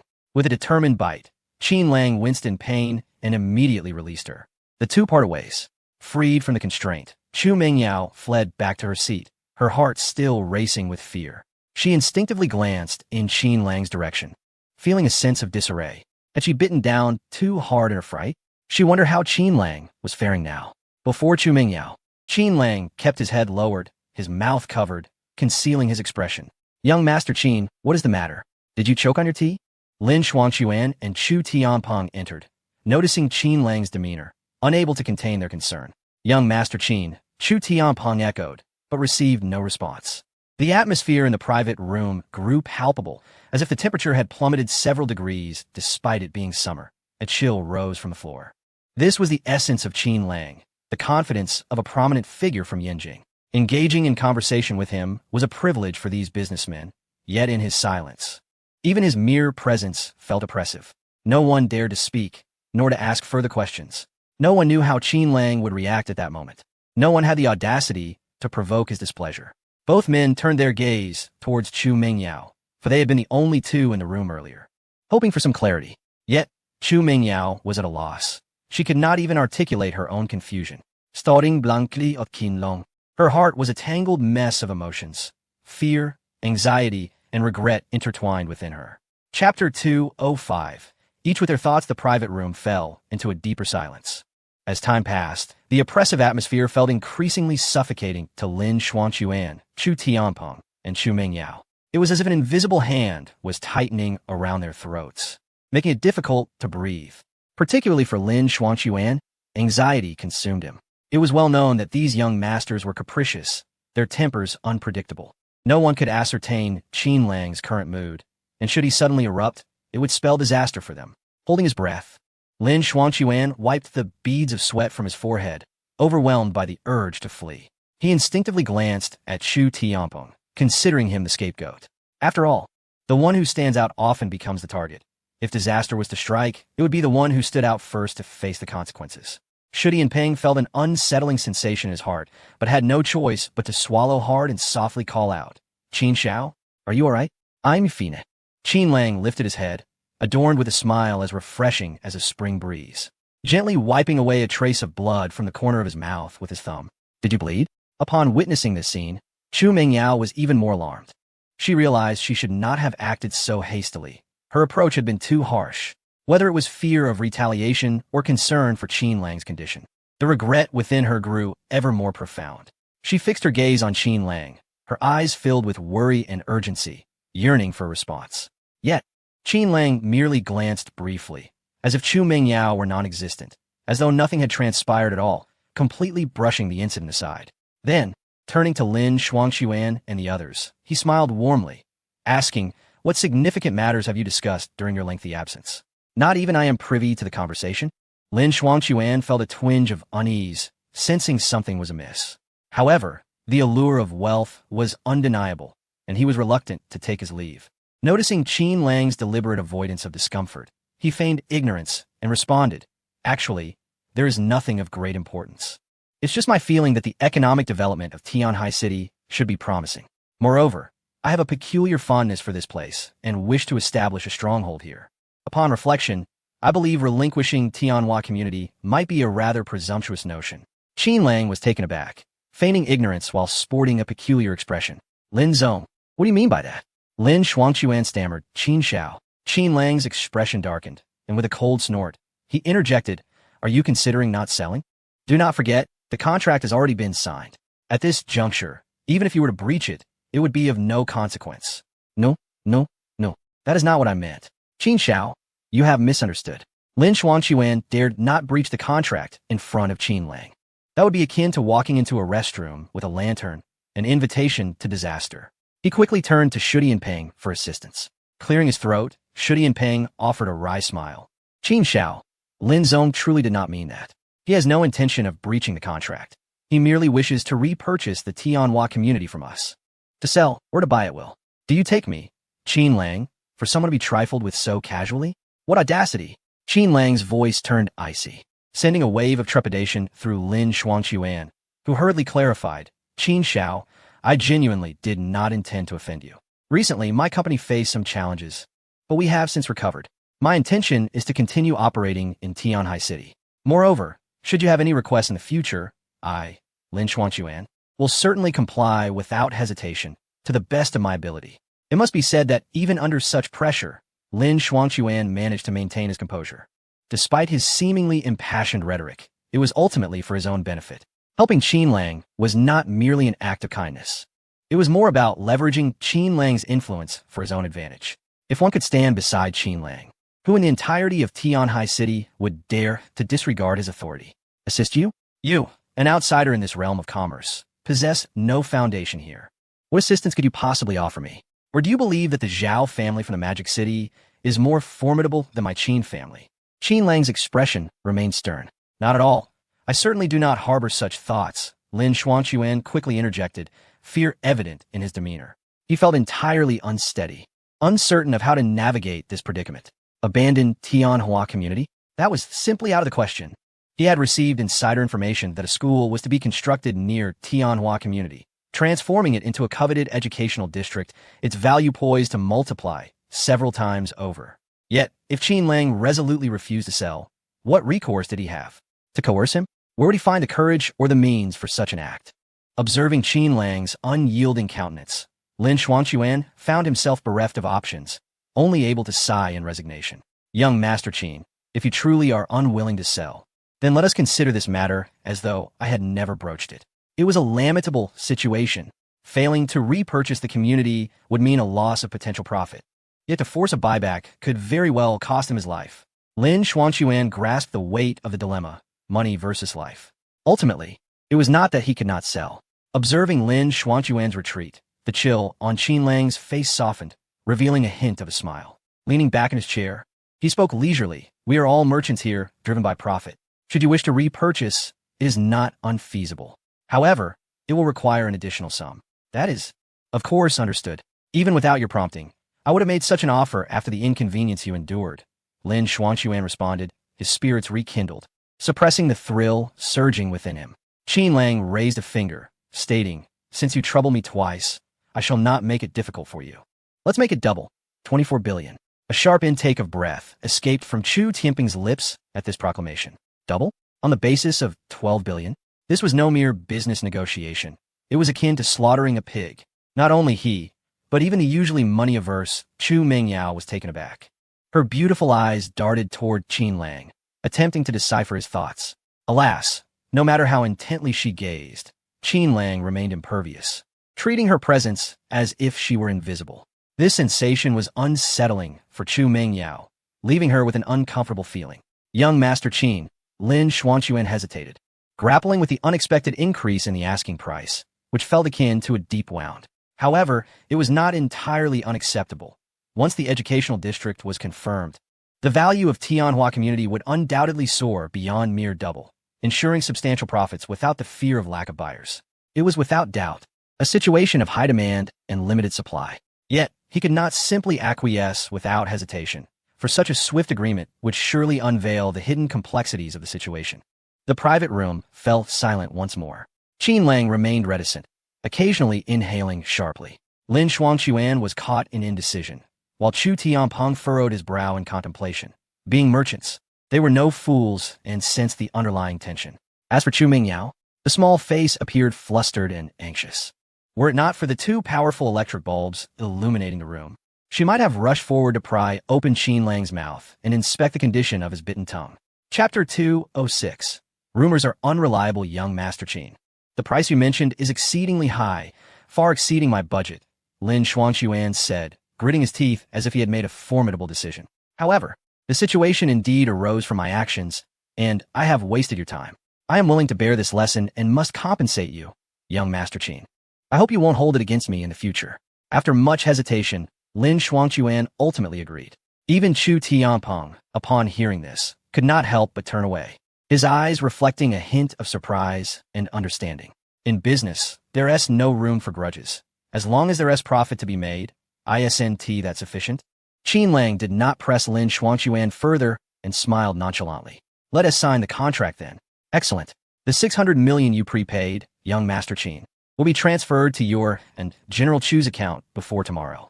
The remaining amount, I will endeavor to settle within 6 months. Lin Xuanquan exhaled with relief.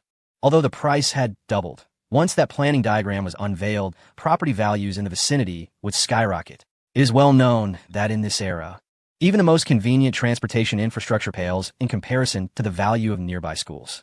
Once the term school district is attached to a property, it transforms entirely. Even if it suffers damage now, it can be recuperated in the future. What is this nonsense about 6 months? Do you intend to continue prattling on this matter? 24 billion. Regardless of your 6-month timeline, once the funds are complete, we will sign the contract.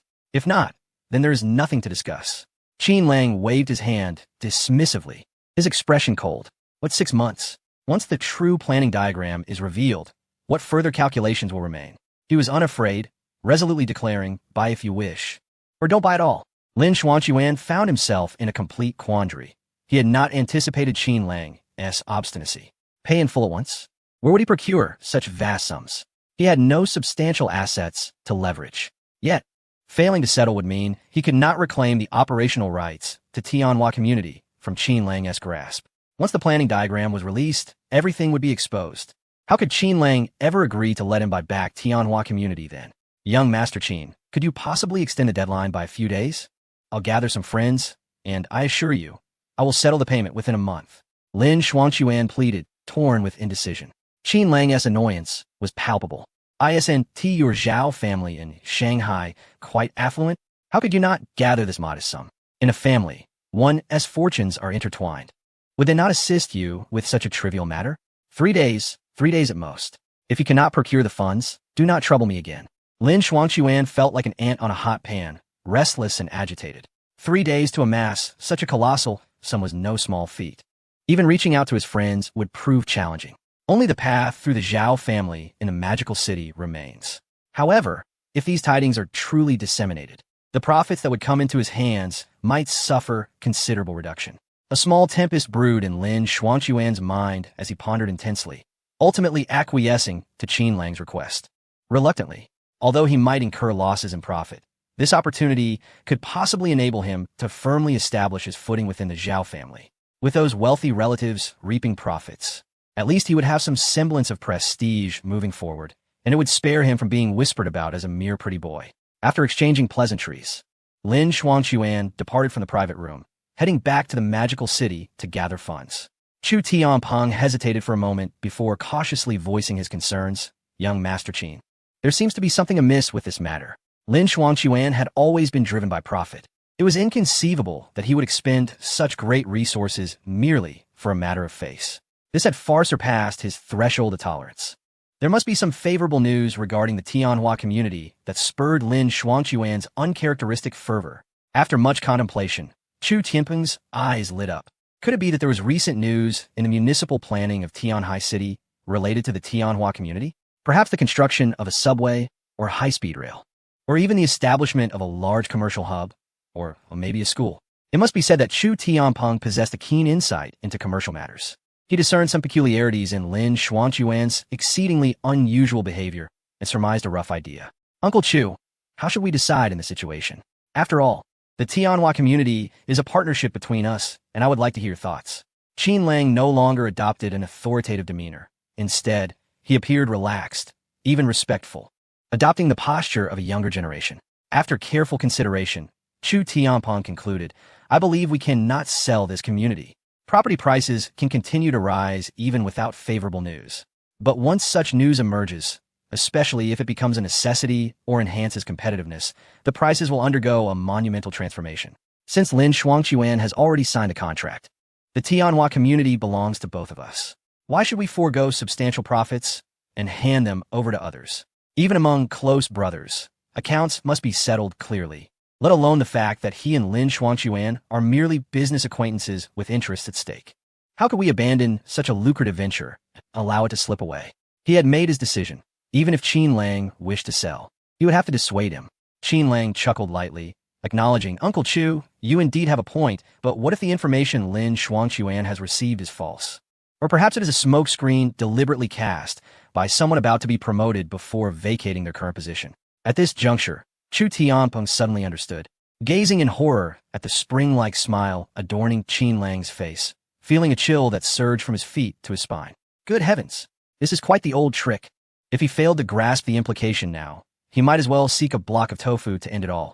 It was evident that this was a trap, a deep pit that Qin Lang had expertly dug, inviting Lin Shuangquan to leap right in. It is akin to Qin Lang drawing a circle with a rope before him, compelling Lin Shuangquan to step inside. Obediently, Lin Shuangquan extended his head, only for Qin Lang to pull the rope taut, ensnaring him. As a mere son-in-law, Lin Shuangquan held no significant standing within the Zhao family of the magical metropolis. This fact was well known. Lacking any real capability, he had merely relied on the Zhao family's influence to reach his current status. By your actions, you are pushing him into a pit of fire. Once matters escalate, he will find himself irretrievably trapped. Chu Mingyao, having finally found an opportunity to interject, softened her tone, perhaps realizing her previous words were too harsh. Perhaps we could ask for a little less money to avoid offending him too gravely. However, Qin Lang seemed to disregard her entirely, casting a fleeting glance back without pausing even for a moment. Uncle Chu, today's events are known only to the heavens, the earth, you, and me. Let us not allow others to learn of this. Otherwise, this business deal will be unfeasible. He rose to leave, seemingly oblivious to Chu Mingyao's presence in the private room. Chapter 207. Su Xiaoxiao returns escondrel. Rogue baileke. Chu Mingyao seethed at Qin Lang's retreating figure, cursing him countless times in her heart. Why? It was he who had erred, yet without regard, he sought to bully her. Fearing discovery, she had unwittingly spoken too harshly. Why then? Did he choose to disregard her so? Not only did he ignore her words, but his gaze was also cold, as if they had never met. This feeling was profoundly distressing. In a moment of daze, Chu Mingyao was struck by a revelation. Why was she feeling this way about Qin Lang? Could it be that she harbored some sentiment towards this man? Impossible, it must not be. Chu Mingyao fervently denied her own thoughts, seeking solace in the notion that it was merely his excessively indifferent demeanor, transitioning from attempting to take advantage of her to suddenly becoming so unfamiliar that evoked such discomfort. How could she, Chu Mingyao, ever harbor affection for a man like Qin Lang, a man without principles, who relished in bullying women? He was utterly repugnant, and certainly not to her taste. She could not even begin to like him. Yao Yao, what is the matter with you? Who has angered you? Chu Tianpeng inquired, observing his daughter seated with clenched teeth. Chu Mingyao shook her head. No one has offended me, Dad. You should go home alone. I have some matters to attend to. She had never experienced such indignity. Even if she had spoken harshly, it was primarily due to Qin Lang's utter disregard for others' feelings. She would rather endure a scolding, even a beating, than be so unjustly overlooked. No, she must clarify the situation. Rising, she exited the private room, striding purposefully towards Qin Lang's villa, her demeanor fierce and resolute. Meanwhile, upon returning home, Qin Lang was greeted by the enticing aroma of a meal. In the restaurant, a myriad of exquisite dishes adorned the table. Su Xiaoxiao, clad in a floral apron, presented a graceful silhouette beneath her black lace camisole dress, accentuating her elegance and charm. With her back turned to Qin Lang, she busily sought at a dish, humming a cheerful tune. Stealthily, Qin Lang approached her, and in a sudden embrace, he enveloped her in his arms. Startled, Su Xiaoxiao gasped, causing the spatula in her hand to send a piece of scrambled egg and tomato flying. Turning around, she was met with Qin Lang's familiar face, stirring a mixture of joy and shyness within her. She nestled into his embrace, softly murmuring, "Young master, the eggs are going to burn." "Let them burn," he replied, feigning exasperation. I've missed you terribly during my absence. I thought you had forsaken me. Qin Lang gently lifted a strand of her hair, bringing it to his nose, inhaling the delicate fragrance that captivated his senses. This sweet gesture warmed Su Xiaoxiao's heart, prompting her to nuzzle against his chin. After a moment, she playfully chided, "Young master, although you never say it, you always devour my scrambled eggs the quickest. I saved this dish for last. It's almost ready. If cooked too long, the tomatoes will turn sour." Qin Lang playfully kissed the corner of her eye and teased, "You're clearly eager, yet you wanted to wait. Have you learned to tease me during your time away?" Feeling a bit guilty, Su Xiaoxiao stammered, "Not at all." One hand rested on the strap of her camisole dress as Qin Lang gently tugged it. "Why wear such attire while cooking? Is there no other clothing at home?" It was evident she had picked up some tricks from the old matron at the orphanage. Alas, Su Xiaoxiao was simply herself, no matter how sophisticated her culinary skills. They always came across as adorably naive. Unlike cunning young women, such as Lin Yuchu, who could easily provoke his temper with a few yoga poses, Su Xiaoxiao's efforts seemed overly deliberate. "You see right through me," she sighed, leaning helplessly against his chest. On one hand, her thoughts had been exposed, leaving her feeling bashful. On the other hand, she had been preoccupied with matters at the orphanage for an extended period, coupled with the matroness' advice about maintaining some distance to create a lure, which had resulted in a lack of intimate moments with Qin Lang. The suddenness of his embrace overwhelmed her, akin to the restorative effect of drinking papaya and pork rib soup, leaving her utterly defenseless. "Just continue cooking. I want to disturb you," Qin Lang murmured, resting his chin on her shoulder, separated only by the fabric of her dress and apron. After a while, Su Xiaoxiao's hands trembled as she held the plate, nearly transforming her once perfect scrambled eggs into a soupy mess. She was cradled in Qin Lang's arms, unable to walk independently, as he carried her and the plate to the table. "Dear Xiaoxiao, do savor a piece of the sweet and sour ribs and assess your own culinary skills," Qin Lang suggested, placing a morsel of the dish near her lips. Su Xiaoxiao's enchanting eyes shimmered with a gentle warmth, akin to the sweetness of honey in her heart. Prior to her return, she had harbored concerns, fearing that her prolonged absence might displease the young master, leading to neglect. Her heart was a tumult of anxiety and trepidation. However, to her astonishment, upon their reunion, the young master exhibited not a trace of displeasure. Rather, his kindness towards her seemed to surpass that of before. "Grandmadine, how delightful! So sweet," Su Xiaoxiao remarked, her lips curving into a smile. "Is it?" Qin Lang inquired, drawn by a commitment to discern truth from rumor. Overcoming considerable discomfort, he pressed his lips, still bearing the sauce, against hers and smacked his lips in surprise. Could it be? This is extraordinarily sweet. Just as Su Xiaoxiao contemplated refining the ribs further, she overheard the next remark. "Your lips are like they're coated in honey. One taste and the sweet and sour ribs lose their flavor." Ugh! Instinctively, Su Xiaoxiao recoiled slightly, feeling goosebumps rise. While such a comment might embarrass another, Su Xiaoxiao had long since succumbed to Qin Lang's charm, her thoughts consumed by him. She relished these sweet words, which filled her with a sense of fulfillment akin to realizing a lifelong dream. Qin Lang was the first to sense this shift. He could distinctly perceive her heightened tension. Su Xiaoxiao was blushing, her head nearly bowed in shyness, yet her posture remained rigid, almost arching backward. "You've lost weight. What have you been so busy with lately?" Qin Lang lamented, concern lacing his tone. After a brief assessment, he estimated that Su Xiaoxiao's weight could not exceed 95 pounds, and she stood nearly 165 centimeters tall. "Not really. I've grown quite a bit. My old clothes barely fit me now," Su Xiaoxiao murmured weakly, curling into Qin Lang's embrace. Since consuming the cleansing elixir, her body had shed impurities, her constitution strengthened, and even her once dominant ferocity had begun to mellow and grow. In merely a month, she was nearing a remarkable transformation. How astonishing! Otherwise, how could she stand tall with newfound confidence? From now on, refrain from discussing such topics with the dean. What occupies your mind all day? Qin Lang teased it, a playful smile gracing his lips. Ugh! Su Xiaoxiao's cheeks flushed a rosy hue as she bashfully covered her face with her hands, feeling the warmth radiate. Deliberately changing the subject, the dean isn't as dreadful as you think. She is quite kind. Upon learning about the children's parents, she promptly took them back to find their families. I have been assisting her recently, worried she might be overwhelmed. Recently, Su Xiaoxiao has been reflecting on her experiences, filled with admiration for the matron of the orphanage and a touch of helplessness regarding reality.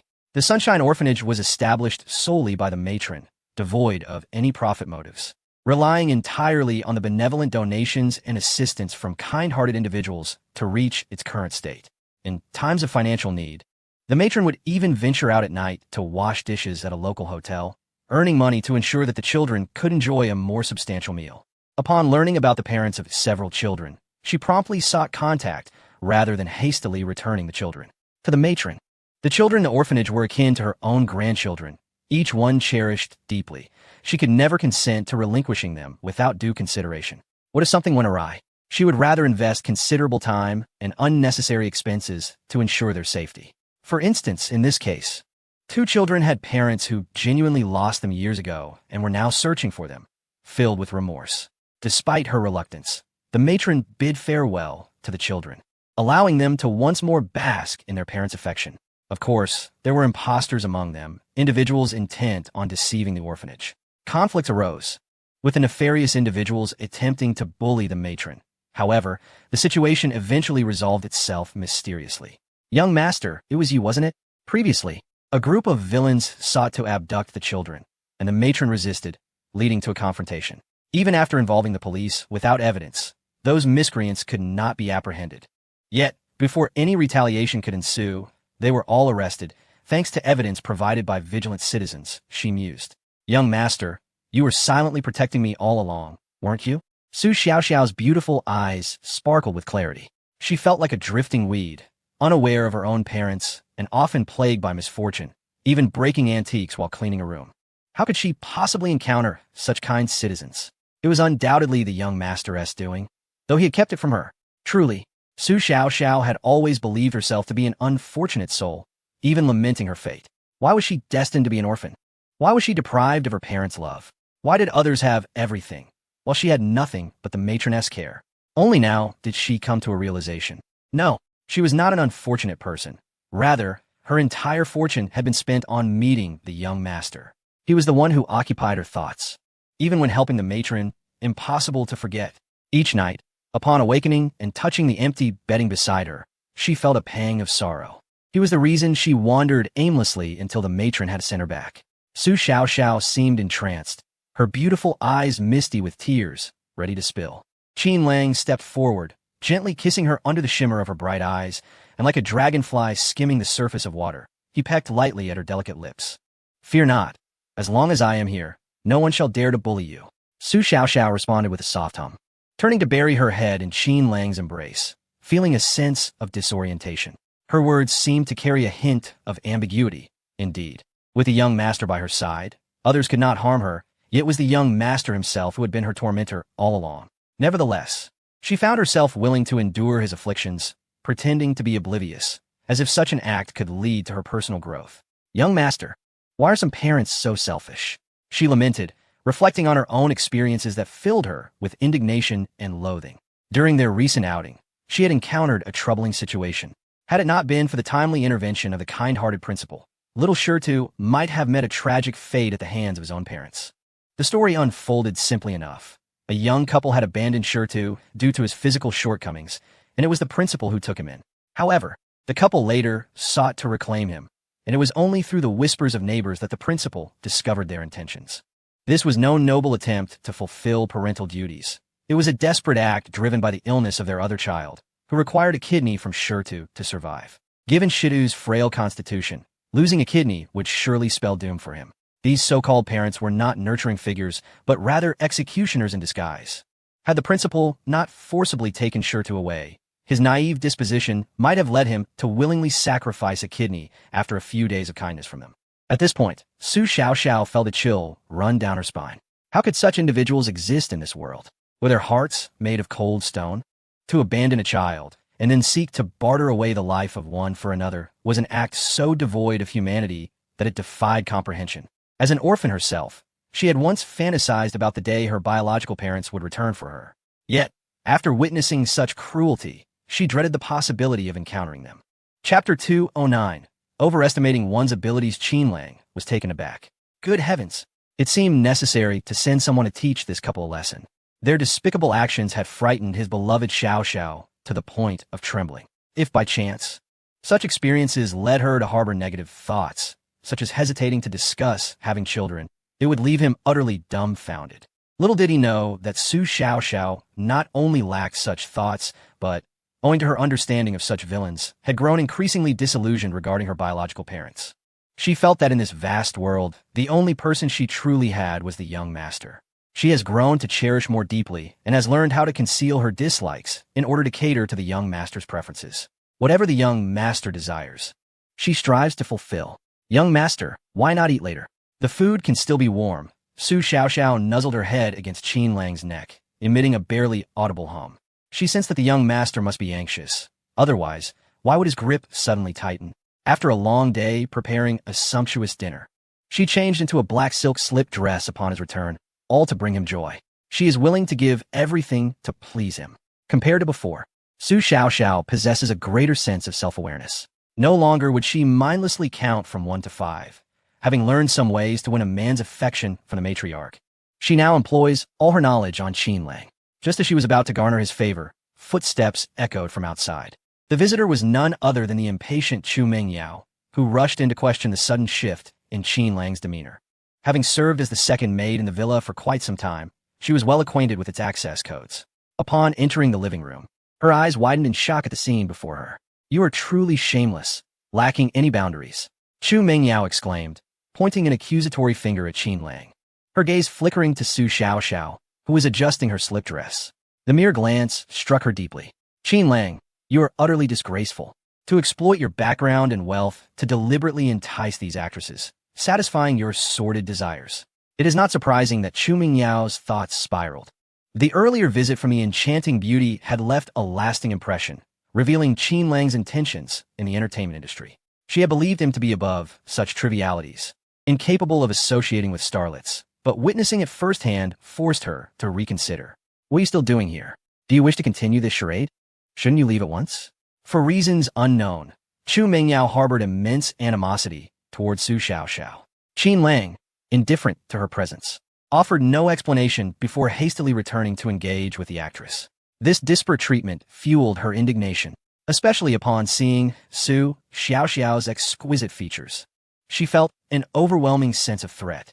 Su Xiaoxiao lowered her gaze at the young master, unsure of how to respond. She struggled to comprehend her own standing and was oblivious to the identity of the girl who had intruded. Uncertain of her significance in the young master's eyes compared to her own, all she knew was that this was a breathtaking girl, radiating an air of aristocracy that she could never hope to imitate, no matter how she adorned herself. Fear gripped her heart, worried she might be cast aside. "Do not be afraid." Qin Lang enveloped Su Xiaoxiao in his embrace, casting a sidelong glance at Chu Mingyao with a frigid gaze that sent shivers down the spine. He brusquely questioned, "Who permitted you to enter? What relation do we share? How dare you expel someone from my home? Is it because you pierce my tongue? Or perhaps because you're the esteemed daughter of the Chu family?" A pang of sorrow surged within Chu Mingyao, and her eyes quickly reddened. Biting her lip, she pointed at Su Xiaoxiao, her voice laced with venom. "Qin Lang, have you truly devalued me to this extent for the sake of a mere actress? In your eyes, am I worth less than a performer? Is she jealous?" "No, certainly not." Chu Mingyao had never harbored any affection for Qin Lang, but she felt her dignity had been trampled. After spending so much time with him, to realize that she was deemed less significant than a mere actress was a bitter irony. Indeed, a monumental irony. Even if Su Xiaoxiao were an ordinary girl, she would not feel such humiliation and grievance. Yet, the fact that Su Xiaoxiao was an actress willing to compromise herself for a script rendered her even more significant in Qin Lang's eyes. "I am neither an actress nor a performer," Su Xiaoxiao defended herself, sensing that the girl who had intruded must have misunderstood the situation. Sitting in the young master's embrace, she felt a surge of calmness, though she noticed that his gaze was far from tranquil. She attempted to clarify, hoping to awaken a semblance of understanding in Chu Mingyao. No need for explanations. Qin Lang tenderly pinched the tip of Su Xiaoxiao's nose before turning his icy gaze back to Chu Mingyao. "You may unleash your ire upon me, and I shall overlook it. However, my Xiaoxiao is not someone to be bullied. Apologize immediately. I refuse." Chu Mingyao held her head high, striving to suppress her tears. Witnessing the intimate exchange between Su Xiaoxiao and Qin Lang felt like 1,000 needles piercing her heart, an unbearable agony. She shot a venomous glare at Qin Lang, pivoted, and prepared to leave with her long, graceful legs. Do you dare? Qin Lang's voice dropped several octaves. Before you apologize, if you dare to step beyond this villa's threshold, I possess 1,000 ways to make you and your father pay 10,000 times the price for this affront. A blatant threat. Chu Mingyao, the proud young lady, was known for her fiery temper. 3 days without discipline would lead her to forget her own surname. If she was not restrained, she might genuinely believe herself the mistress of the villa. Setting aside the fact that there had been no significant advancement between him and Chu Mingyao. Even if there had been, it could never rival Su Xiaoxiao's place in his heart. To put it in perspective, if Su Xiaoxiao were the leader, then Chu Mingyao would rank far below, perhaps only at the level of a mere footnote. She had no standing to challenge Su Xiaoxiao. She must have misunderstood.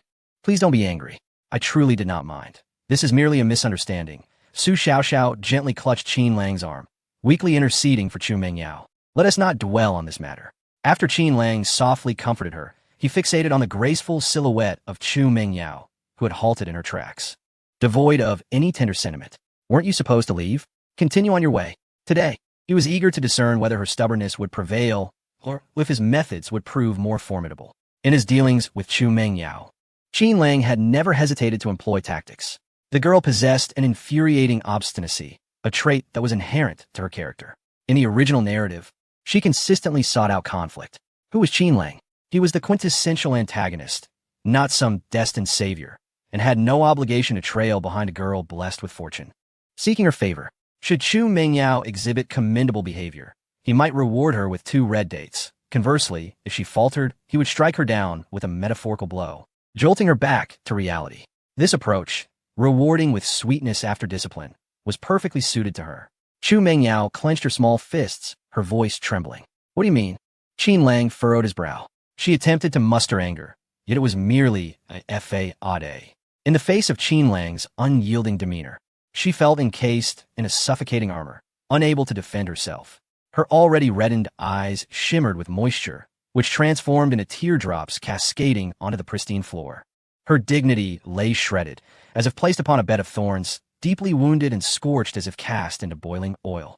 An impulsive urge surged within her to confront Qin Lang, to sink her teeth into him, to perish together rather than endure such humiliation.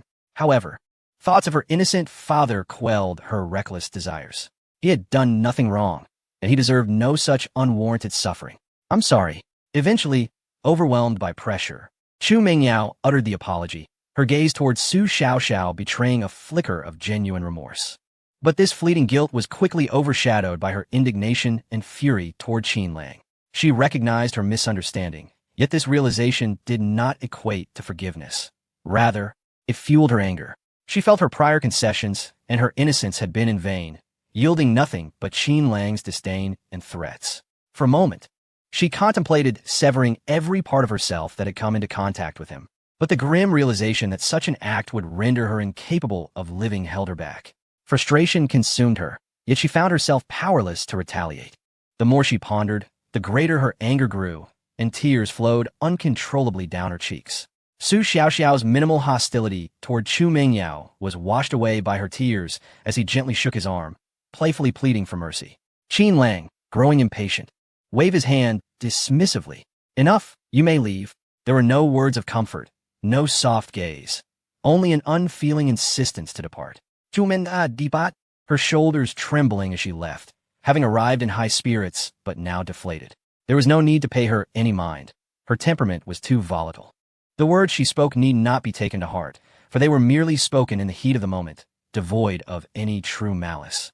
With misunderstandings woven into the fabric of her remarks, Qin Lang offered gentle reassurances, guiding Su Xiaoxiao through her turmoil. Su Xiaoxiao replied with a soft acknowledgement, indicating that she hadn't taken it seriously.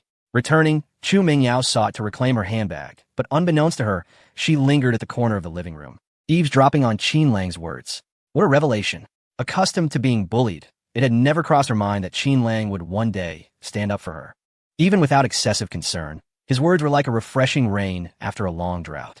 It was akin to receiving a few harsh slaps daily, only for one day to find Qin Lang, after having struck her, gently touching her cheek and inquiring if it hurt. The essence of the situation was strikingly similar. Do not presume that this will dissuade me from vengeance. Wait and see, for there shall come a day when you will regret crossing me. Chu Mingyao. With her heart brimming with indignation, she vowed to herself. Today, Qin Lang may ignore her, but tomorrow, she would ensure he regretted it deeply. Ding. Congratulations, host. You have gained 1,000 villain points. Ding. Congratulations, host. You have gained 10,002 villain points. Ding. Congratulations, host. You have gained 10,003 villain points. The following morning, as the sun ascended, casting brilliant golden rays through the bulletproof glass, illuminating the pristine floor, Qin Lang stood at the bedside, hands on his hips, performing stretches with a circular motion of his waist. His eyes reflected depth, yet were clouded with fatigue. Young master, why are you up so early? Su Xiaoxiao awakened from her sweet dreams, pouting as she moved to the edge of the bed, wrapping her arms around Qin Lang's waist like a serpent, resting her chin against his abdomen. Her graceful posture exhibited an astonishing flexibility, a testament to her natural gifts rather than any rigorous training. With a playful leap, she kissed Qin Lang's chin, her eyes filled with joy and satisfaction. In stark contrast to Qin Lang's weariness, Su Xiaoxiao radiated vitality, her spirit sparkling with life. Chapter 211. The warmth of everyday life with Su Xiaoxiao. Her enchanting eyes sparkled with mischief, and her smile was charming. Su Xiaoxiao's gaze, as luminous as a crescent moon, glimmered with triumph as she looked at Qin Lang. Let us go for a stroll and see how the Sunshine Orphanage is doing. It has been a while since my last visit. Qin Lang affectionately tousled her glossy black hair, his voice tender. Upon hearing this, Su Xiaoxiao's eyes brightened. The remnants of sleepiness and any lingering reservations vanished, replaced by disbelief and excitement. Really? Young master, you're not joking, are you? She could hardly fathom that the usually busy Qin Lang would willingly suggest accompanying her to the Sunshine Orphanage. Everything there seemed utterly incongruous with the young master.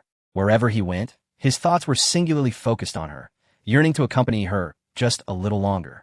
This sentiment was quickly grasped by Su Xiaoxiao, stirring an inexplicable emotion within her. She tightened her delicate arms around Qin Lang's waist. Am I truly so unworthy of your trust? She inquired softly. Qin Lang gently tapped her small head, his eyes brimming with tenderness. Even though there were indeed matters to attend to concerning Chu Mingyao, and even though the air of cultural luck required resolution, these concerns paled in significance after the events of the previous night. The air was always present, capable of being dealt with at any time. As for Chu Mingyao, there were eyes watching over her, and even if unexpected occurrences arose, he remained unfazed, equipped with countermeasures. At least, in his heart, the status of Chu Mingyao compared to Su Xiaoxiao was not even in the same realm. Not at all. The young master is the best, Su Xiaoxiao exclaimed, rising despite her discomfort, wrapping her arms around Qin Lang, showering him with kisses. Throughout the day, Su Xiaoxiao remained inseparable from Qin Lang, her heart overflowing with gratitude. Once, the lofty young master had mingled with a group of children in the orphanage for her sake, showing no trace of the arrogance typical of a wealthy heir. Such a profound transformation filled Su Xiaoxiao's heart with a sweetness akin to honey. Moreover, the young master had brought a plethora of snacks and toys for the children, which delighted them immensely. In the makeshift classroom, many little ones clustered around her and the young master, chattering excitedly. Big Brother is wonderful. I like Big Brother the most, a little girl exclaimed, embracing Qin Lang's neck and planting a kiss on his cheek, gleefully playing with her toy. Big Brother, what is your relationship with the little miss? Could it be that you are a boyfriend? Questioned a slightly older boy, rejecting the gifts brought by Qin Lang while casting him a wary glance. The glint in his small eyes betrayed a mixture of hostility and fear. One must never underestimate Su Xiaoxiao's standing in the hearts of these children, whether boy or girl. They regarded her as a goddess.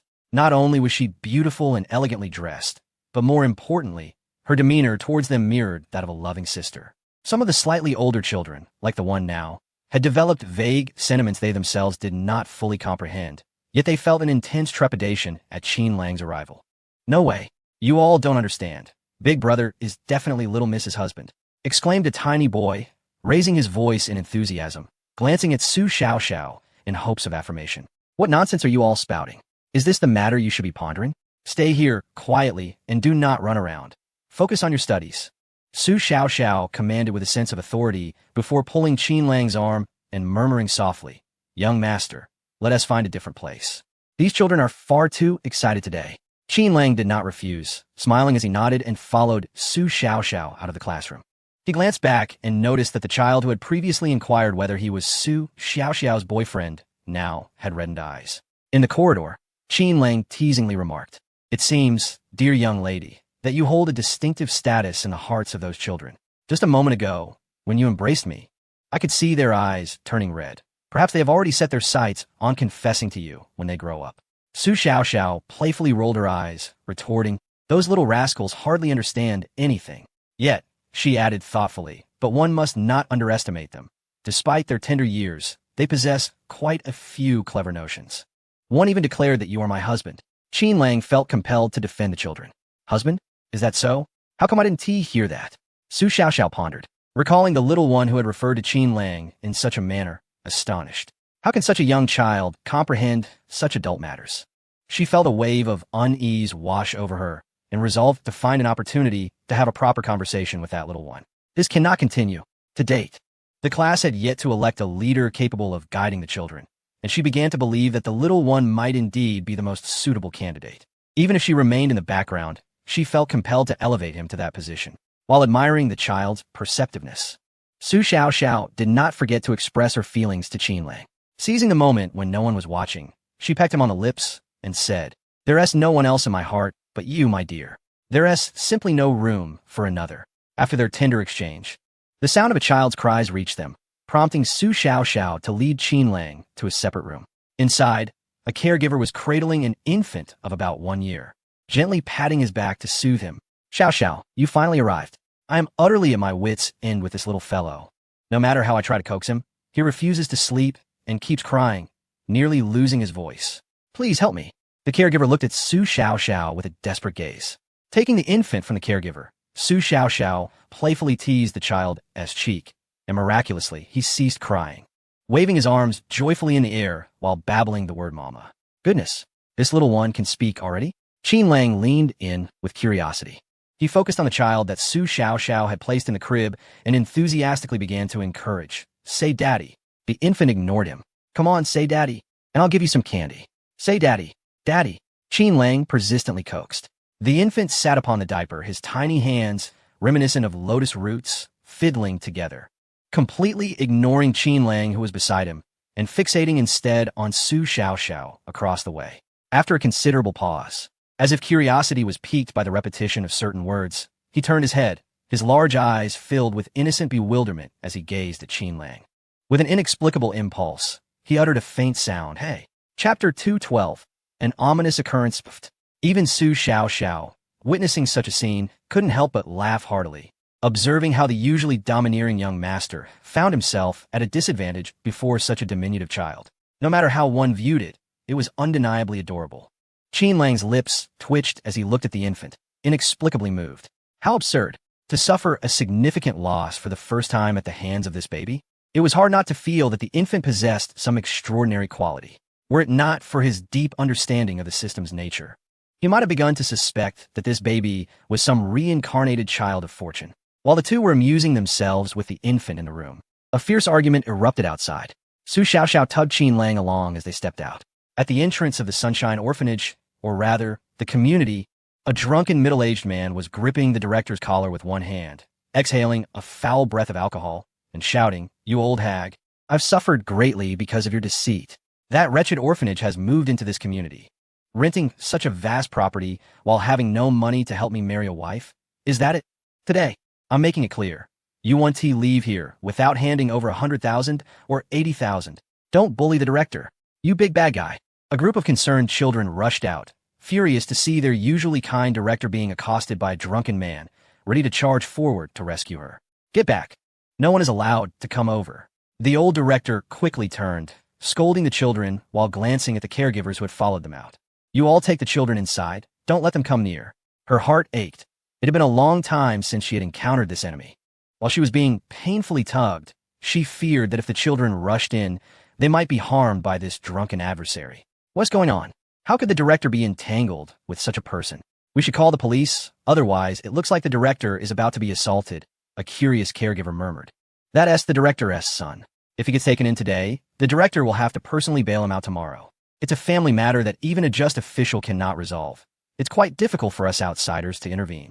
sighed an experienced caregiver who had been there for several years, her expression filled with melancholy. It was evident that this drunken man had caused trouble before. At that moment, Su Xiaoxiao and Qin Lang emerged and overheard the conversation. Not him again. How despicable. How can he bully the director? Upon witnessing the dean being manhandled against the wall by a drunken man, Su Xiaoxiao's fists clenched in anger. It is worth noting that throughout her life, her instances of fury paled in comparison to the countless reminders she had received while being with Qin Lang. Now, she was so incensed that her teeth were gritted, a clear testament to the boiling rage within her. "Fear not, for I am here," Qin Lang reassured, gently pinching Su Xiaoxiao's cheek before striding towards the inebriated man. Without uttering a word, he seized the man's wrist with a firm grip, causing the man's complexion to blanch as pain forced him to relinquish his hold. Irritated, the drunken man shot a glare at Qin Lang and retaliated with a punch. Still daring to resist, Qin Lang's eyes turned icy, deftly deflecting the man's fist before gripping his throat, pinning him against the wall as if he were a lifeless creature, gradually applying pressure. A resounding slap echoed as Qin Lang delivered a powerful strike to the man's face, which promptly began to swell. Like a torrential downpour, a flurry of slaps rained down upon the drunken man's visage. Within moments, the man sobered up, his face transformed into a grotesque caricature. "Qin Xiao, please stop. If this continues, it may lead to dire consequences. This fool is reckless.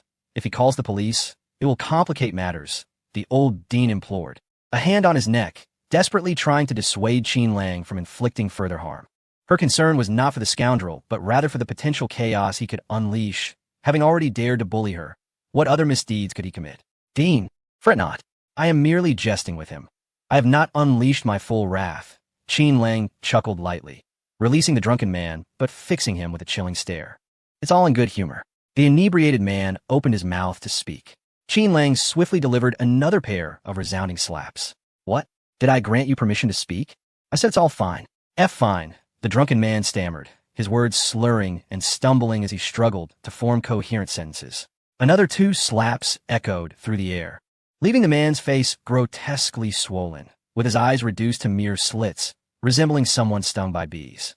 Feeling utterly wronged, Tang Qingshan lamented his misfortune. Not only was he subjected to a beating, but even his slow speech had resulted in further punishment. How could this day be so unfortunate? Not only did he leave empty-handed, he would also have to incur substantial medical expenses. Under Qin Lang's frosty gaze, Tang Qingshan lowered his head, trembling as he offered an apology. "I'm sorry. That is quite all right." Qin Lang lightly tapped the top of his head. "We are strangers until we meet again. Should you trouble the dean once more, regardless of who you are, I shall ensure we become intimately acquainted. Do you understand?" Yes. Tang Qingshan nodded fervently, hurriedly apologizing to the dean before fleeing, covering his face like a lost dog. "Dear director, please do not be disheartened with the young master here. That scoundrel shall never dare to bully you again." Su Xiaoxiao tenderly approached, steadying the frail form of the elderly director. The old director sighed heavily, shaking her head, her usually gentle visage appearing profoundly defeated, as though she had aged a decade in an instant. A sense of unease stirred within Qin Lang. He felt that something was amiss. Such opportunities to serve him a slap in the face were rare, especially at a time when the fated child, Yi Feng, had already been utterly vanquished. Logically, the matters concerning the Sunshine Orphanage should have reached their conclusion. How, then, had a drunken man suddenly emerged, entangled with someone of the director's stature? It was perplexing. Chapter 213. The fate of Chu Mengyao is sealed. When circumstances deviate from a norm, something sinister is afoot. There must be a hidden agenda. Qin Lang inquisitively inquired. "Director, was that inebriated man truly your son?" The old director nodded and then shook her head, her face etched with bitterness, hesitating to speak. After all, the humiliating incident had been witnessed by others. What was there to conceal? Qingshan was the first child I adopted in my youth, and can be regarded as the first orphan to enter the orphanage. At that time, I lacked the resources and the support of kind-hearted individuals. I could only adopt a handful of children, including Qingshan. The location was not here, but in my own home. As I took in more children and received increasing donations from benevolent souls, the orphanage as it exists today came into being. The elderly director reminisced painfully about her first adopted child, Tang Qingshan. No matter how selfless she was, she held a special affection for him, akin to treating him as her own son. However, as Tang Qingshan grew and ventured into the world, her attention towards him diminished, even as she remained at the Sunshine Orphanage. What she did not foresee was that her excessive affection during his childhood would lead to his lack of ambition in adulthood, resulting in a life of idleness. It was one thing to be unremarkable, but ultimately he succumbed to gambling, squandering the meager earnings he made from odd jobs, and repeatedly soliciting money from her. You're likely aware of the subsequent events. Tang Qingshan's transgressions stem from my failure to educate him properly in his formative years. Had I given him more attention when he first entered society, or had I intervened when he was lured into a casino, perhaps this unfortunate outcome could have been averted. The elderly director's pain was palpable, and as she spoke, tears of regret streamed down her weathered cheeks. Tang Qingshan's existence was like a sharp thorn embedded in her heart, leaving her to lament her past indulgence and favoritism. Director, his decline is not your fault. Among the many children who have emerged from a Sunshine family, how many have turned out like Tang Qingshan? The vast majority return to visit you during holidays, offering their love and support to enrich the Sunshine family. These outcomes are the fruits of your tireless efforts. Dear Director, do not waver in your noble deeds for the sake of one individual. Su Xiaoxiao gazed at the anguished old director and promptly offered gentle consolation, all the while internally cursing Tang Qingshan 1,000 times over.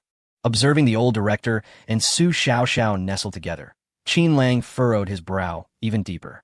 Director, do not be too sorrowful. He is not worth it. Qin Lang added some words of comfort before delving into the matter at hand. May I inquire about something? What is it, young Master Qin? If I can assist you in any way, I shall undoubtedly do so. The old director lifted his head, his murky eyes brimming with resilience. After a moment's contemplation, Qin Lang slowly spoke. In this orphanage, has there ever been a case where an elderly Taoist suddenly appeared, clutching a child, claiming he possessed a celestial affinity, and then took him away? Or perhaps a scenario where a great fire occurred, and a youth rescued 7 exquisitely beautiful little girls, only to vanish completely afterwards, with no remains ever found? It was not that Qin Lang was prone to fanciful thoughts. Rather, today's encounter with Tang Qingshan had sparked his awareness. An orphanage. This was indeed an orphanage, whimsically named Sunshine. Such a place seemed like a novice village for fate's chosen ones. Deep down, he sensed something amiss about Tang Qingshan's presence, as if it hinted at something significant. It was akin to the blood-red mandala appearing prematurely due to Yi Feng's alteration of fate, or like Shiryu arriving in Tianhai City. Even if Tang Qingshan had no direct connection to the Daughter of Destiny, the events transpiring at Sunshine Orphanage warranted scrutiny. The old director furrowed his brow in thought for quite a while. It seems there might be something to this, though my memory is a bit hazy. With age and a multitude of children who have left this place, I can only recall those who returned. As for those who departed and never returned, I find it difficult to remember. Regarding the fire, however, I have not experienced such an event.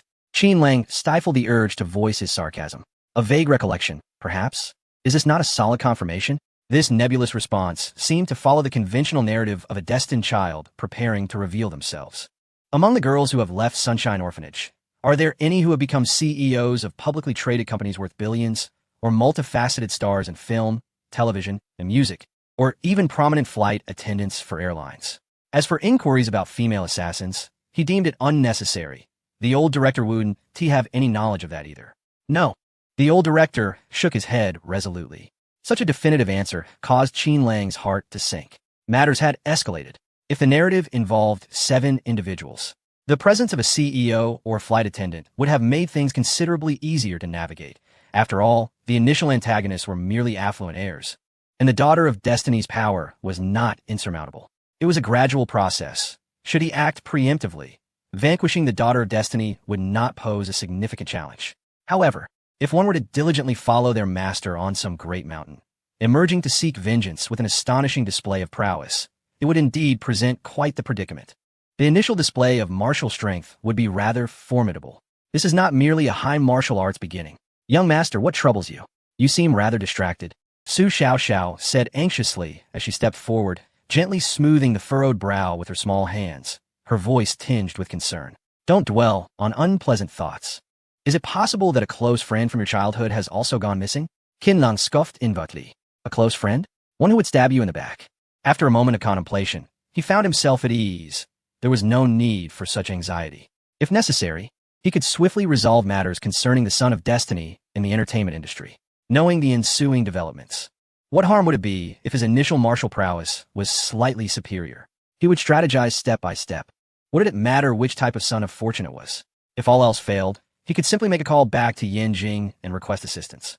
With this realization, he ceased to dwell on the matter.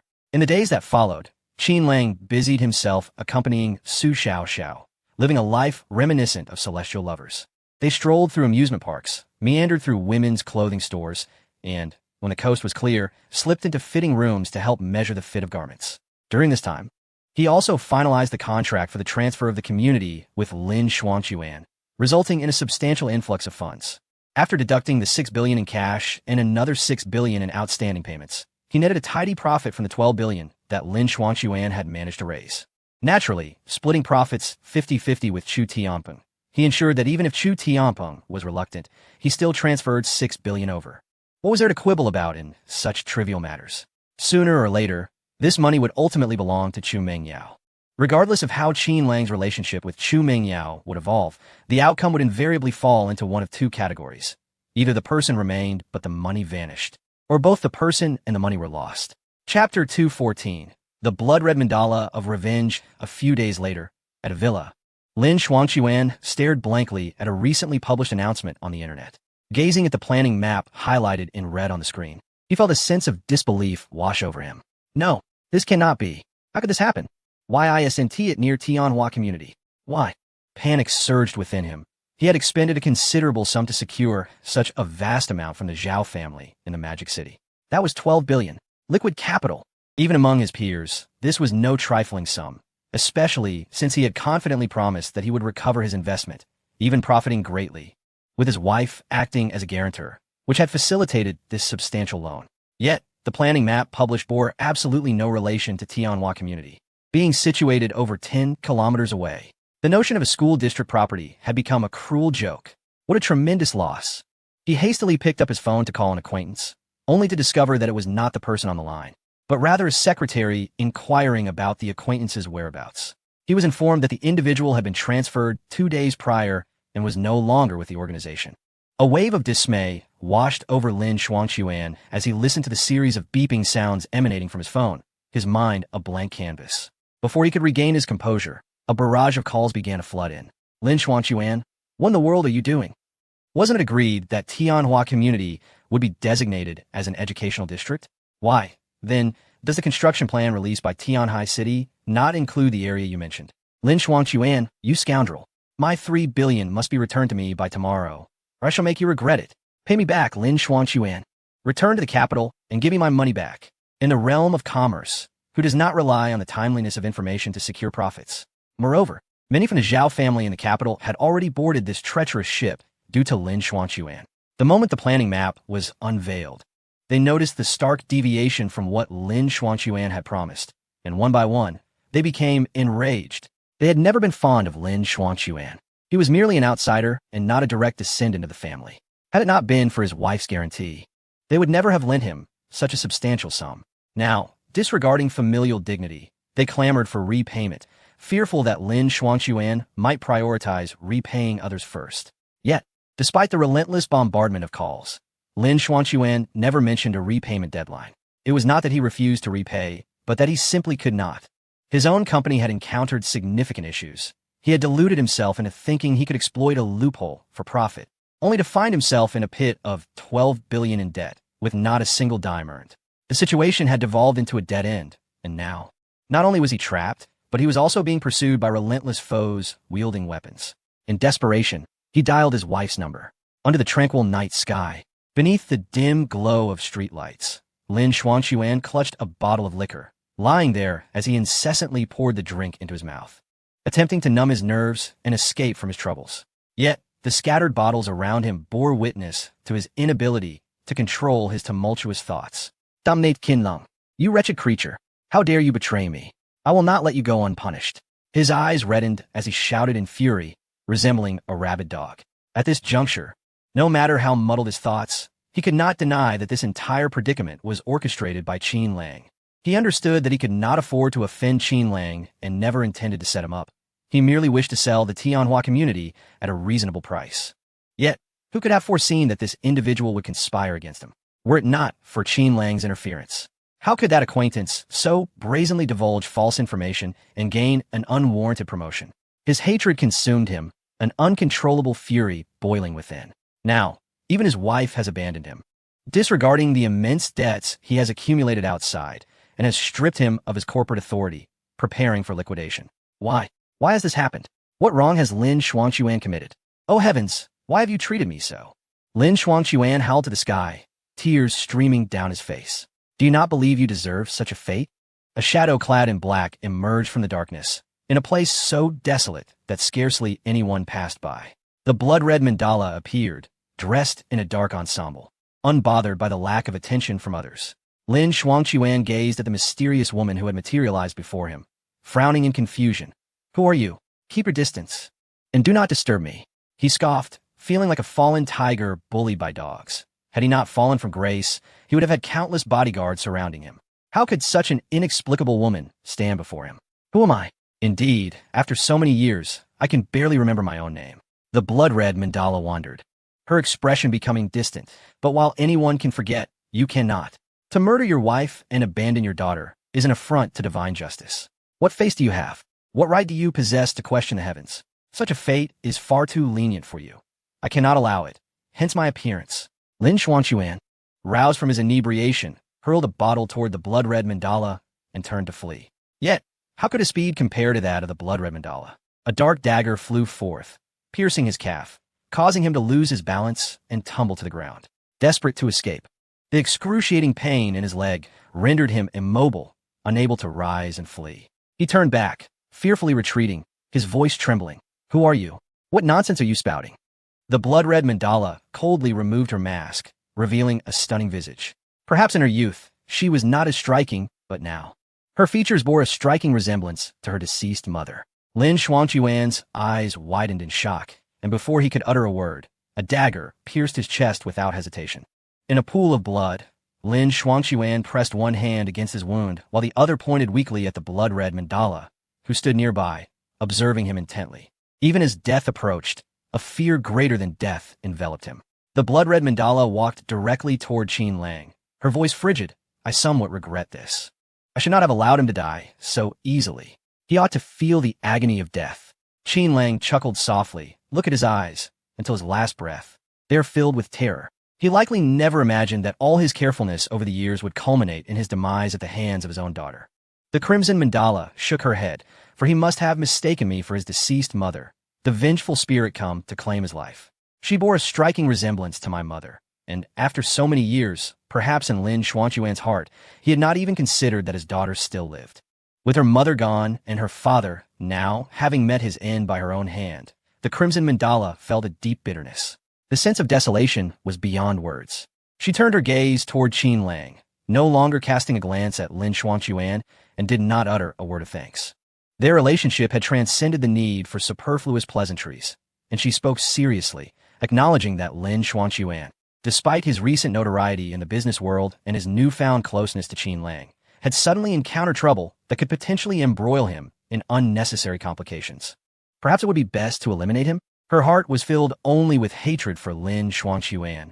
Yet now, contemplating Qin Lang's predicament, she began to consider the implications, especially concerning Chu Mingyao, whose reaction might stir up considerable unrest. Curiously, Qin Lang inquired as to how this could involve Chu Mingyao. The crimson mandala hesitated for a moment before candidly continuing. Recently, I have been tracking Lin Xuanquan and have had several encounters with Chu Tianpeng. By happenstance, I overheard Chu Mingyao speaking ill of you and even threatening retaliation. By happenstance? Qin Lang's lips curled into a devilish smile. Were there truly so many coincidences? No matter how fiery Chu Mingyao's temperament or how proud she was as a wealthy heiress, it seemed implausible that she would voice such sentiments in public.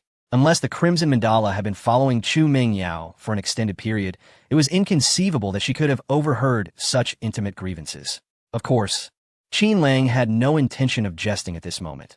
No matter how emotionally detached the Crimson Mandala appeared, he understood that she was confronting the reality of her biological father, a mix of relief, melancholy, and helplessness clouding her heart. Let your sister handle the ensuing matters. There is no need for you to wade further into these murky waters. Since you have avenged your great grievance, It is only fitting that past enmities resurface, at the very least to clear your mother's name of unjust accusations. As for Chu Mingyao, does she not wish to throw a fit? Let her do so. The more she rages now, the more she will regret it later. The Crimson Mandala clenched her teeth, but Qin Lang dismissed her concerns regarding the situation in Modu. Well, Modu is merely a family of wealthy magnates. They would be more than eager to rid themselves of someone like Lin Xuanquan. Everything stems from that woman in Modu pulling the strings behind the scenes, enabling Lin Xuanquan's current predicament. If this matter is connected to her, she will not escape unscathed. Indeed, the Crimson Mandala nodded, her gaze softening as she looked at Qin Lang. I am weary and wish to return to rest. It is getting late. You should head back as well. Those people will soon arrive, and I must take my leave. Qin Lang gently patted her head, urging her to depart. Just as he turned to leave, she grasped his arm, her expression tender as she softly murmured, "Let us return together." Chapter 215. Striking the mountain to startle the tiger? The tiger has gone mad. The following day, dawn broke. Qin Lang was stirred from his slumber by the incessant vibration of his mobile phone. The blood-red mandala, feeling rather uncomfortable, reached over from the bedside, seized the phone, and handed it to Qin Lang with a tone of reproach. I'm utterly exhausted. Who could it possibly be so early in the morning? Do they not realize you need your rest? Must they call at such an hour? Glancing at the caller ID, he saw it was Chu Mingyao. Without a second thought, he hung up and promptly switched the phone off, casting it aside to ignore her and return to his sleep. Pulling the covers closer, he embraced the blood-red mandala and closed his eyes once more. He drifted into a deep slumber that lasted until the afternoon. Just before waking, he caught a whiff of delicious food wafting through the air. Upon opening his eyes and shifting slightly to lean against the headboard, he lit a cigarette. To his surprise, the blood-red mandala had set up a small folding table beside the bed, adorned with several dishes neatly arranged on plates. Seeing Qin Lang comfortably exhaling smoke as he regarded her, the blood-red mandala nervously explained, "These dishes are takeout.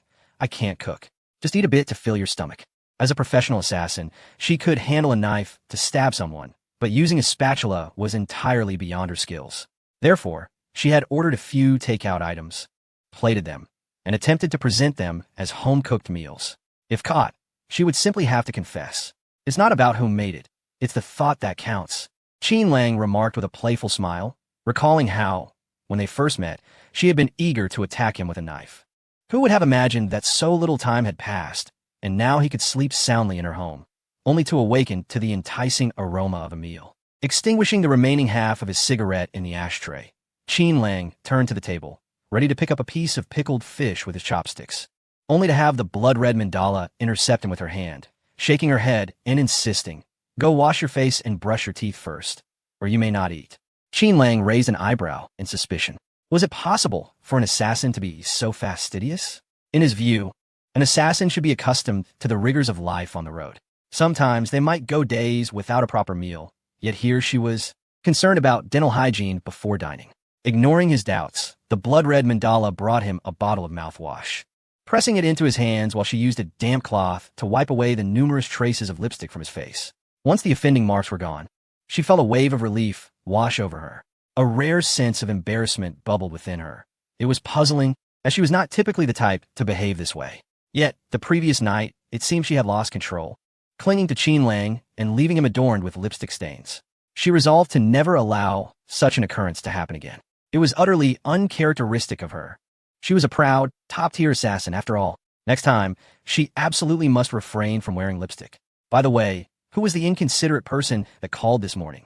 The blood-red mandala inquired curiously, while serving Qin Lang a bowl of goji berry and pork rib soup. Qin Lang lowered his gaze and downed his drink in one gulp, casually nibbling on a few goji berries. Chu Mingyao, who else could it be? She must have learned about Lin Xuanquan's demise and is likely looking for a reason to stir trouble. Is it her again? The blood-red mandala furrowed her brow, her expression somewhat displeased. Qin Lang jested, "What is this?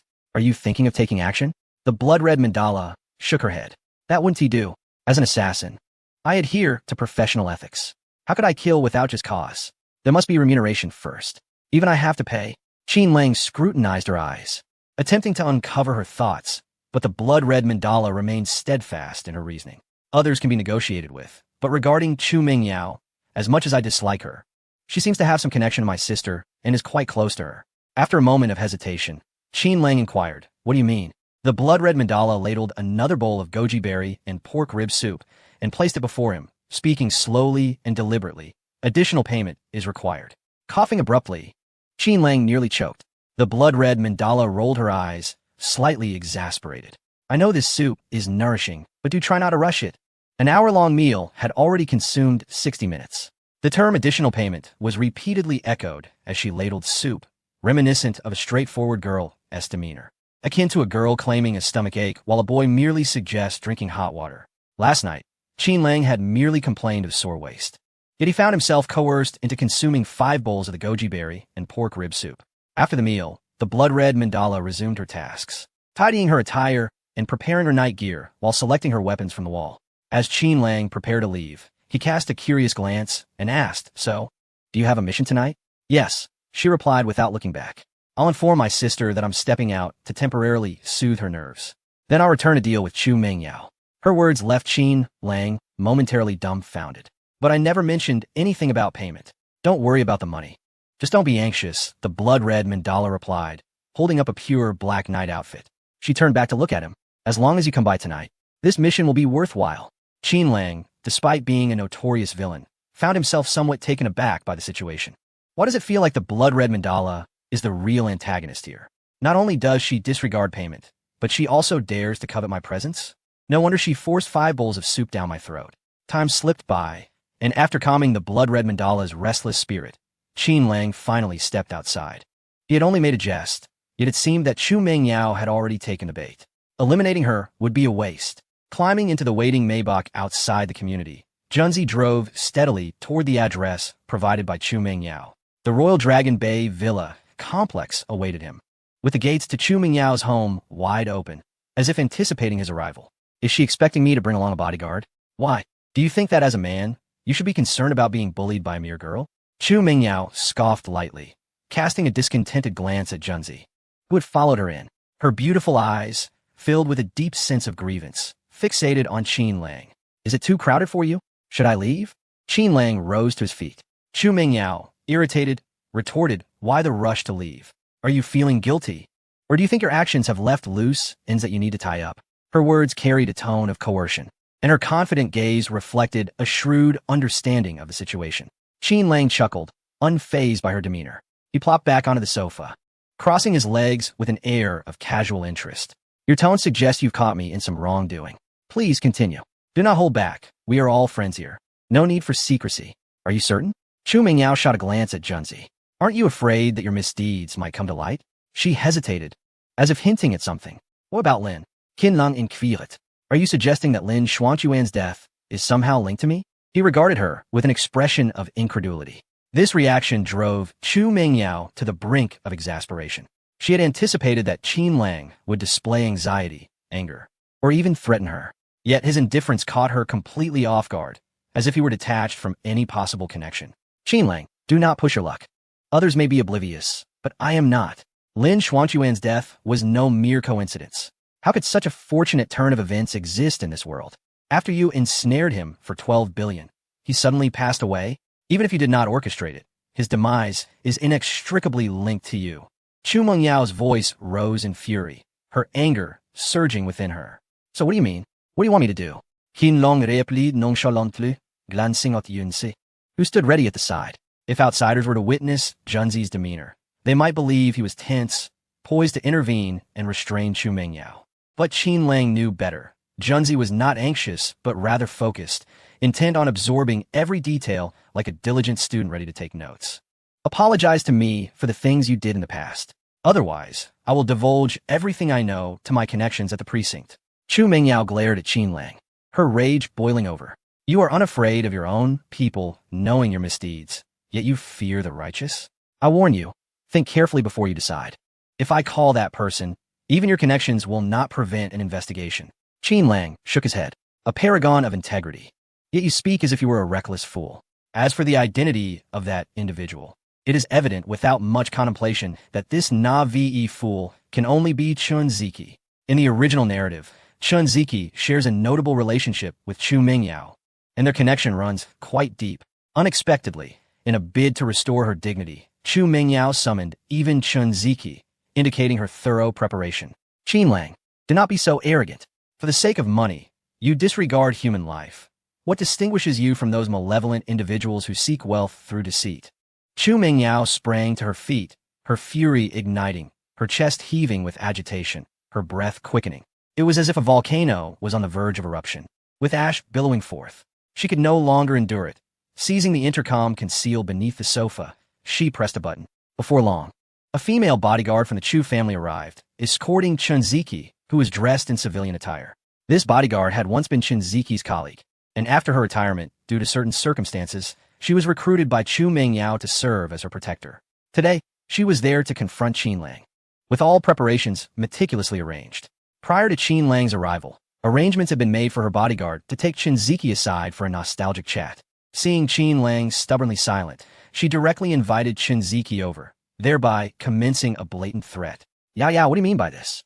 Chunziki glanced in Qin Lang's direction, quickly turning away, her lips twitching in feigned ignorance, and curiously inquired of Chu Mingyao. Utilizing her vantage point, Chu Mingyao shot a venomous glare at Qin Lang, then instantly transformed her expression, approaching Chunziki with a beaming smile and ominously stated, Sister Ziki, here's the situation. I have a friend whose family is quite wealthy, and she is the primary heir. Logically, she should inherit the family fortune. However, not long ago, she suddenly passed away, and her husband transferred all assets to a personal account. Don't you find that rather peculiar? Chunziki let out a sigh of relief. It seemed this matter had no relation to Qin Lang. That individual was the legitimate son of a prominent family, and he wasn't even married yet. So how could he have a wife? Nodding in agreement, she remarked, if that is the case, there indeed appears to be something amiss.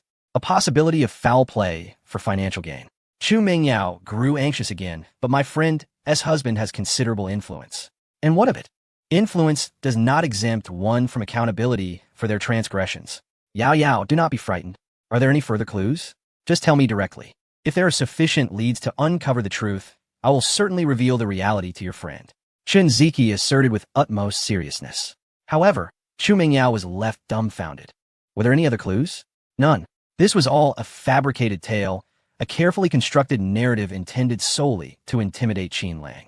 Yet, upon finishing her concocted story, the ground had trembled with her words, and yet Qin Lang remained utterly unresponsive. She was taken aback.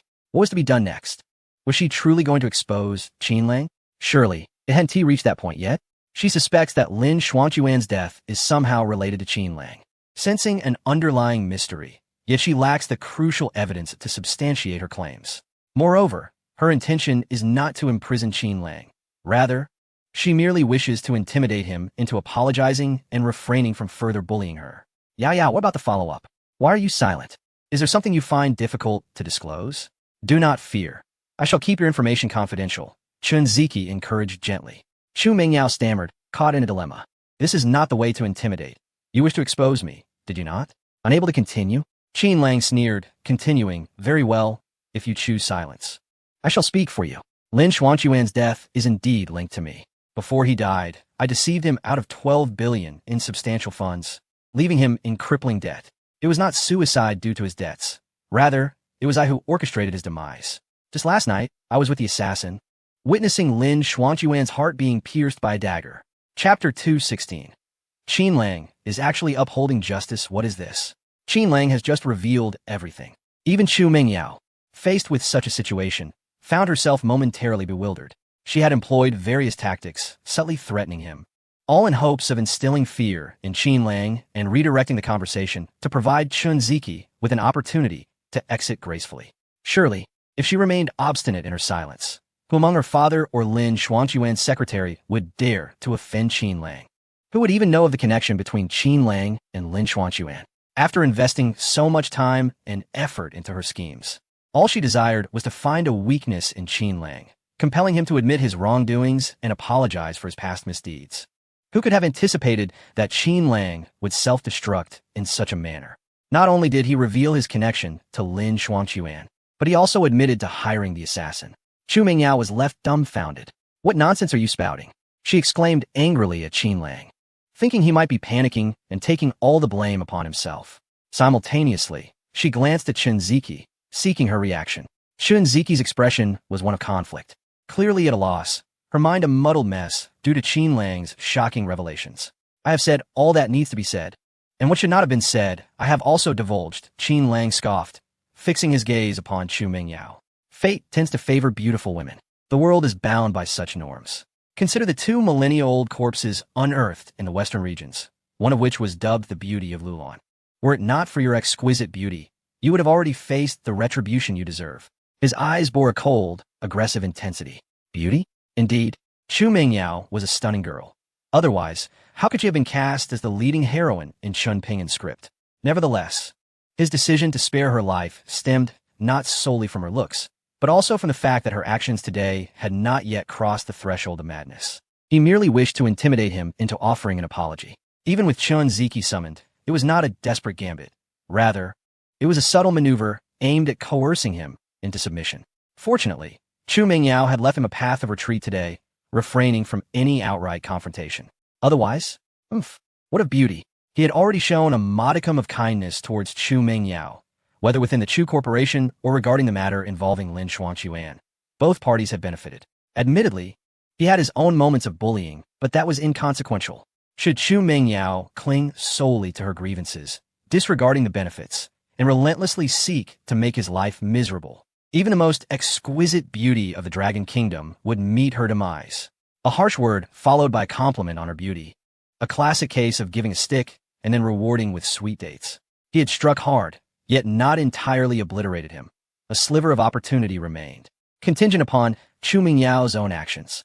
With that, Qin Lang turned and strode away, leaving without a second glance at Shinziki.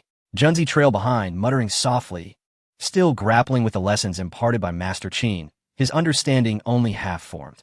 Young master, what about the 2 ancient corpses unearthed? One was called the Lulan Beauty, but what of the other? Qin Lang had already exited the villa, his voice drifting back like a wisp of smoke. Corpse number 2. As Qin Lang and Junzi departed, another female bodyguard, sensing the oddity of the situation, had discreetly exited beforehand. In the living room, only Shinziki and Chu Mingyao remained, exchanging glances filled with tension. Chu Mingyao's mind was in turmoil, racing to devise a way to resolve this matter completely. She recognized that Sister Ziki was principled, often stubborn and hot-headed, charging forward when faced with perceived injustice, regardless of the opponent. If this situation was not properly managed, it could spell trouble for Qin Lang. It was certain he would attract attention. Moreover, Qin Lang was unrestrained, audacious enough to say anything and own up to any situation. Who could predict how much chaos he might unleash? Of course, in her heart, Chu Mingyao justified her thoughts, insisting she was not defending Qin Lang, but felt he owed her an apology, which remained unspoken at this juncture. She could not allow him to be apprehended by Sister Ziki. If an arrest were to occur, it must wait until after he had apologized. Hesitating, her mind sparked with a tempest of thoughts, yet before she could concoct an excuse, Shinziki spoke up. Yao Yao, this matter is not as you perceive. There are intricacies involved, and you may have misunderstood Qin Lang. If we were to discuss the sequence of events, Lin Xuanquan's death indeed relates to Qin Lang. But he was not engaged in wrongdoing. In fact, one could argue he performed a commendable deed. Despite this, Shinziki's opinion of Qin Lang remained rather unfavorable. However, to address the matter at hand, had it not been for Qin Lang's intervention, given Lin Xuanquan's habit of being accompanied by a multitude of skilled bodyguards whenever he stepped out, it is likely that even after a decade, her sister would have found no opportunity to avenge their mother. Caught in a cycle of despair, Chu Mingyao, unable to formulate an excuse, was taken aback by the astonishing words uttered by Chunziki. Assuming that Chu Mingyao was reluctant to believe her, Chunziki reluctantly retrieved her personal phone and sent a document to Chu Mingyao. Ding dong. Chu Mingyao picked up her phone from the sofa. Glancing at the document that had failed to download, she looked up with suspicion and asked, Sister Ziki, what is this? It contains some cases related to Lin Xuanquan. Please wait a moment. The content is rather extensive, so it may take some time to load. After a significant while, as Chu Mingyao finished perusing the contents, her complexion paled, and she exclaimed in anger, Lin Xuanquan is actually such a scoundrel who abandons his wife and daughter? She never anticipated that the dignified Lin Xuanquan, who frequented formal occasions and presented himself impeccably, was, behind the facade, a wretch who, driven by vanity, had murdered his wife's family and forsaken his own daughter. She was incensed. As a woman, she felt deeply that when confronted with such scum, even 1,000 cuts would not suffice to quench her wrath. In truth, the daughter abandoned by Lin Xuanquan is my sister, who had been living in dire circumstances abroad until just a few months ago. Upon her return, by sheer coincidence, she uncovered this astonishing secret and sought to take action against him. However, the multitude of bodyguards surrounding Lin Xuanquan rendered any opportunity futile. And as for me? Huh. Chun Ziki chuckled self-deprecatingly. Perhaps in your eyes, Yao Yao, I am unafraid of power, but in reality, mere passionate resolve is utterly insufficient to accomplish anything, let alone apprehending Lin Xuanquan. Were it not for Qin Lang's intervention, I might not even qualify to confront Lin Xuanquan. All of this is part of Qin Lang's scheme, including the acquisition of that Tianhua community, which was merely a step to ensure Lin Xuanquan would be forsaken by the Zhao family in Modu. Yao Yao, this matter is not as simple as you perceive. If we were to account for it, Qin Lang is indeed involved. Yet the death of Lin Xuanquan is something my sister, or rather I, tacitly endorsed. If there is guilt to be ascribed, I too am among the culprits. A sense of melancholy washed over Chun Ziki, not for the demise of Lin Xuanquan, but rather for the fragility of her self-proclaimed sense of justice. Faced with such circumstances, she found herself not only devoid of thoughts of capturing Qin Lang and her sister, but also, in a subtle way, feeling an inexplicable pleasure, genuinely endorsing their actions. She slumped helplessly onto the sofa, her expression dim, contemplating a bleak future in her career. Sister Ziki, things are not as you perceive them. Sometimes, due to certain issues, evildoers do not receive the punishment they deserve, and unexpected means should be employed. Lin Xuanquan is utterly detestable. He deserves his fate, and you are not at fault. Nor is your sister. Chun Ziki lifted her gaze, staring oddly at Chu Mingyao, puzzled as she inquired. Did you summon me here merely to ensure that Qin Lang pays a price for this matter? Upon realizing that this matter bore little connection to Qin Lang, a sense of relief washed over her, even accompanied by an unexpected elation. Could it be that you have some affiliation with Qin Lang? Were you two in the midst of a quarrel? Chu Mingyao was taken aback, her head shaking vigorously. No, Sister Ziki, what are you imagining? What relation do I have with that man? A quarrel? I would rather you apprehend him and lock him away for a decade or so. However, isn't this situation rather peculiar? If Qin Lang were indeed problematic, then you and your sister would surely face dire consequences. Chun Ziki found herself momentarily speechless, feeling as if a lump had lodged in her throat. It seemed to her that Chu Mingyao's words of consolation were less comforting than they might have been left unsaid. Regardless, you have already severed ties with Qin Lang today. That man is no good, and it would be wise for you to keep your distance from him, lest calamity arise in due course. Chun Ziki earnestly cautioned Chu Mingyao. She was a living testament to this truth, having encountered Qin Lang under similar circumstances. And look where it had led her. Not only had she failed to apprehend him, but she had even begun to justify his actions. On the surface, Chu Mingyao nodded in agreement with Chun Ziki's admonitions, feeling deeply touched by her concern, yet internally, her sentiments were entirely contrary. To distance herself from Qin Lang? Throughout her life, she had endured countless hardships, all stemming from the hands of a single individual. One day, she would seize leverage over Qin Lang, compelling him to submit and apologize. As for this incident, it appeared she had indeed misjudged him and nearly escalated the situation unnecessarily. Despite her true intention in summoning Sister Ziki not to expose Qin Lang, but merely to leverage the situation. However, the events had unfolded as they had, revealing that her assumptions about Qin Lang were misguided. Not only had he not sought to harm her, but he had also performed a commendable act. In contrast, she seemed rather naive and lacking in understanding, leaving a sense of disappointment in the hearts of the virtuous. Perhaps she ought to find an opportunity to apologize to Qin Lang later? Her motivation was not to ascertain his current feelings, whether he was genuinely angry or seeking revenge, but rather to acknowledge her wrongdoing, offer an apology, and make amends, such is the natural course of rectitude. Chapter 217. The Son of Fortune, Zhou Hao on another front.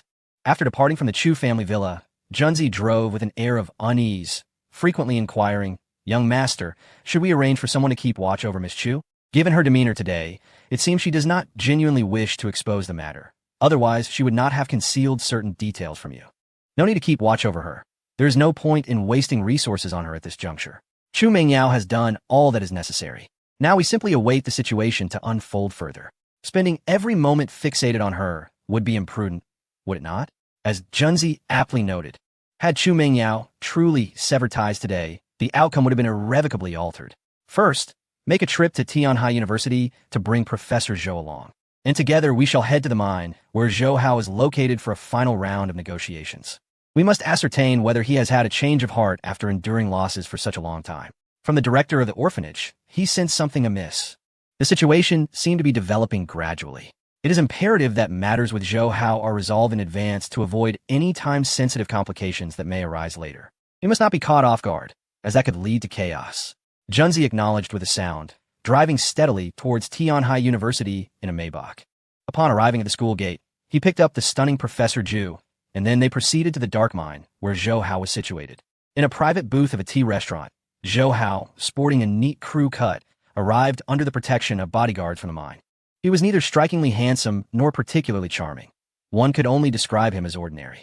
However, his gaze radiated an undeniable